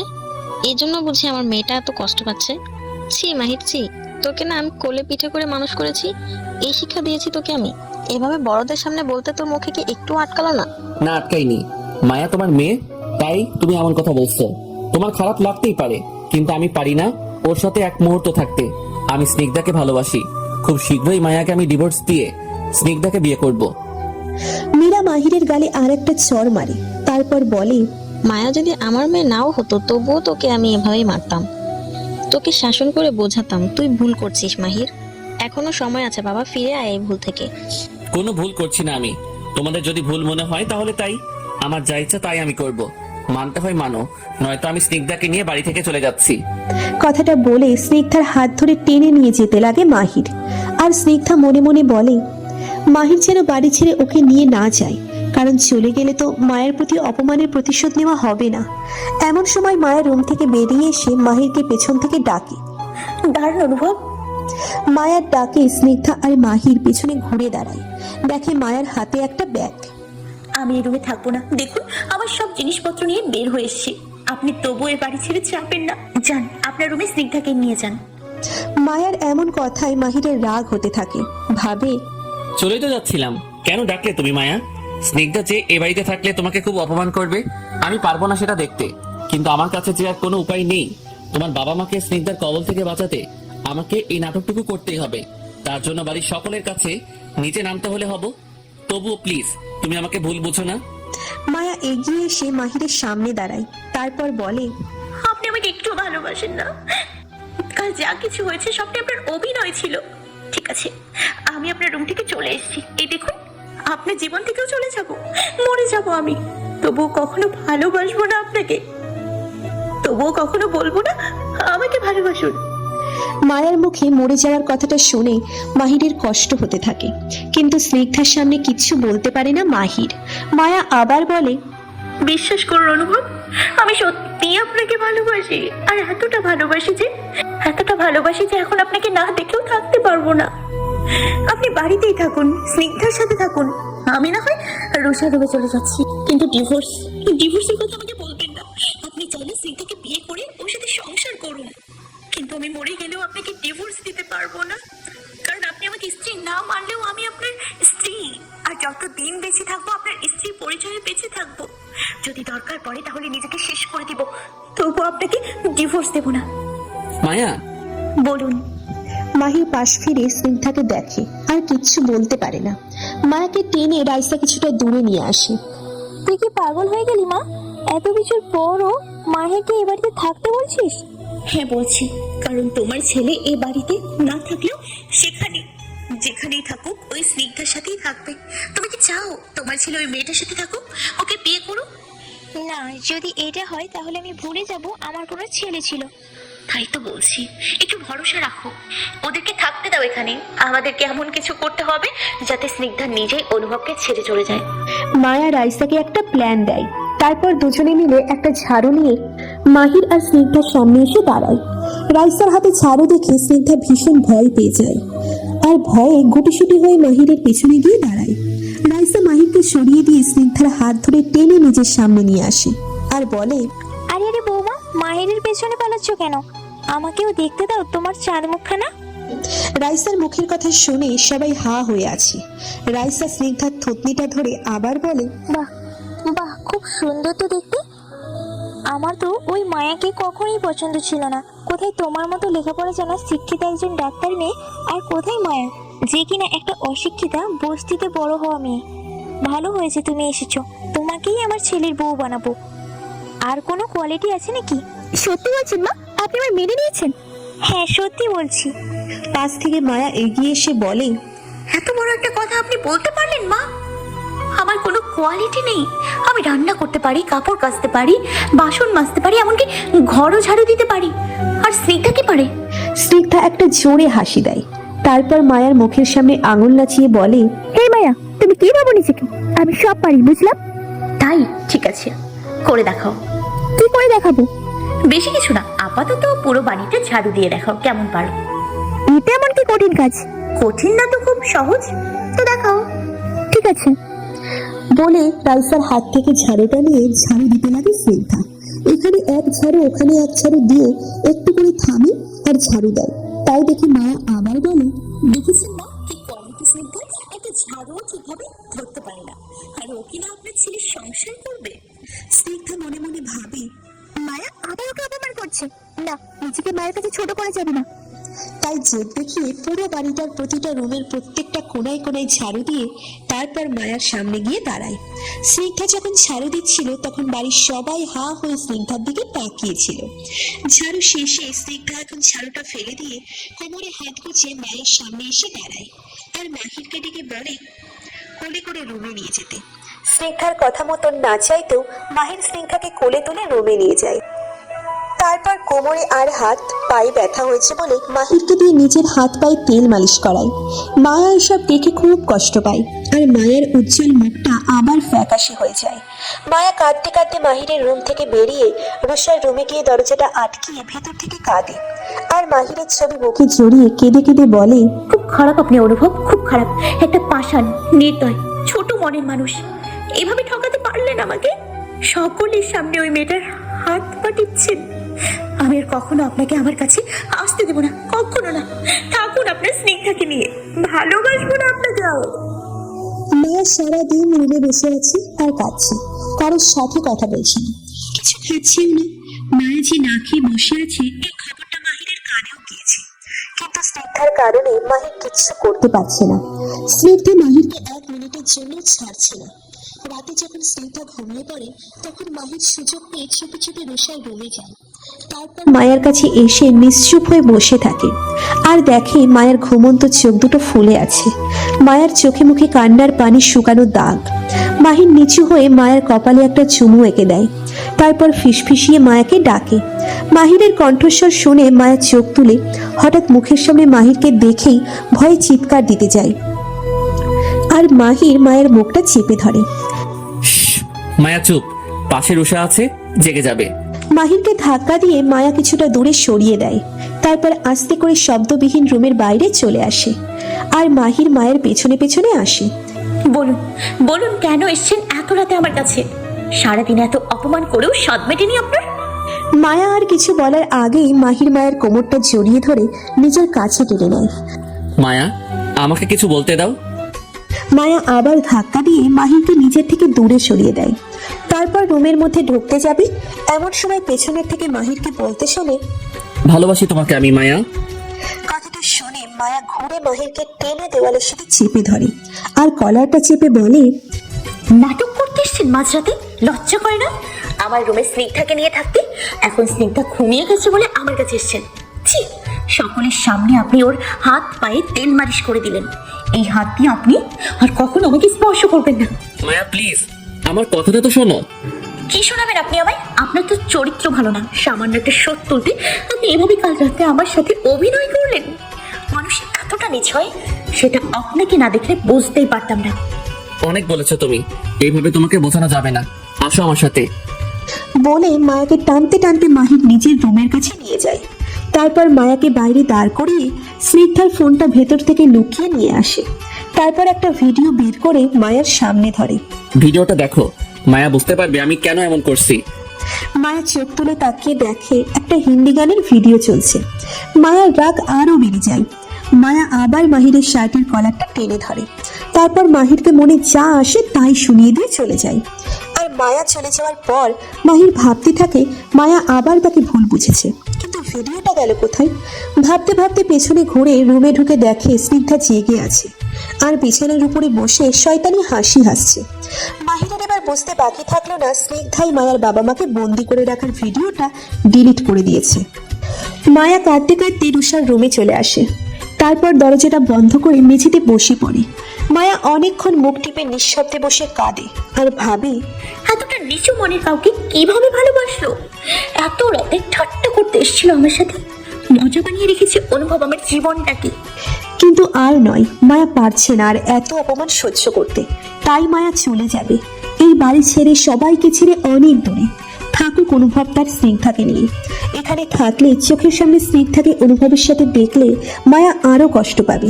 তার চেয়ে বরং দূর থেকেই ভালোবাসবে, যেমনটা আগে ভালোবাসতো।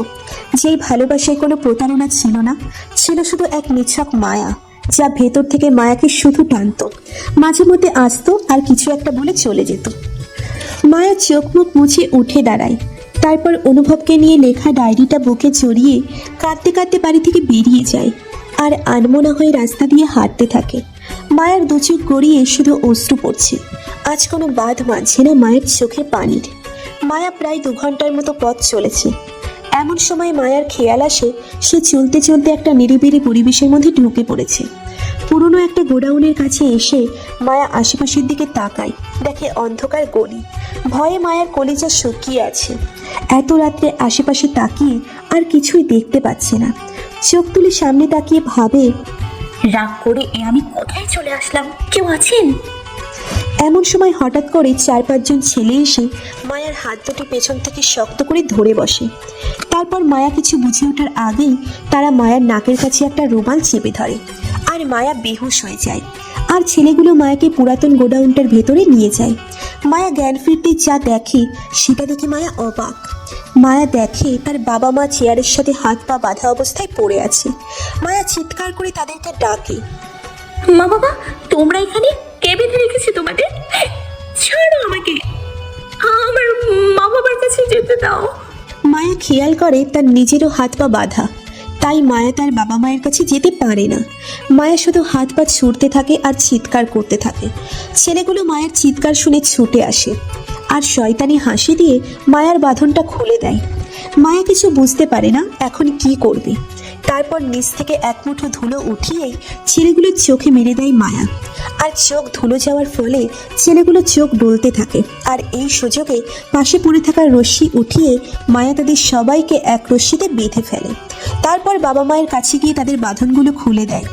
তারপর ছেলেগুলোর মধ্যে একজনের ফোন দিয়ে পুলিশকে খবর দিলে কিছুক্ষণ পর পুলিশ চলে আসে আর এসে ছেলেগুলোকে অ্যারেস্ট করে নিয়ে যায় এবং ছেলেগুলো স্বীকার করে সব কিছু স্নিগ্ধার কথাই করেছে।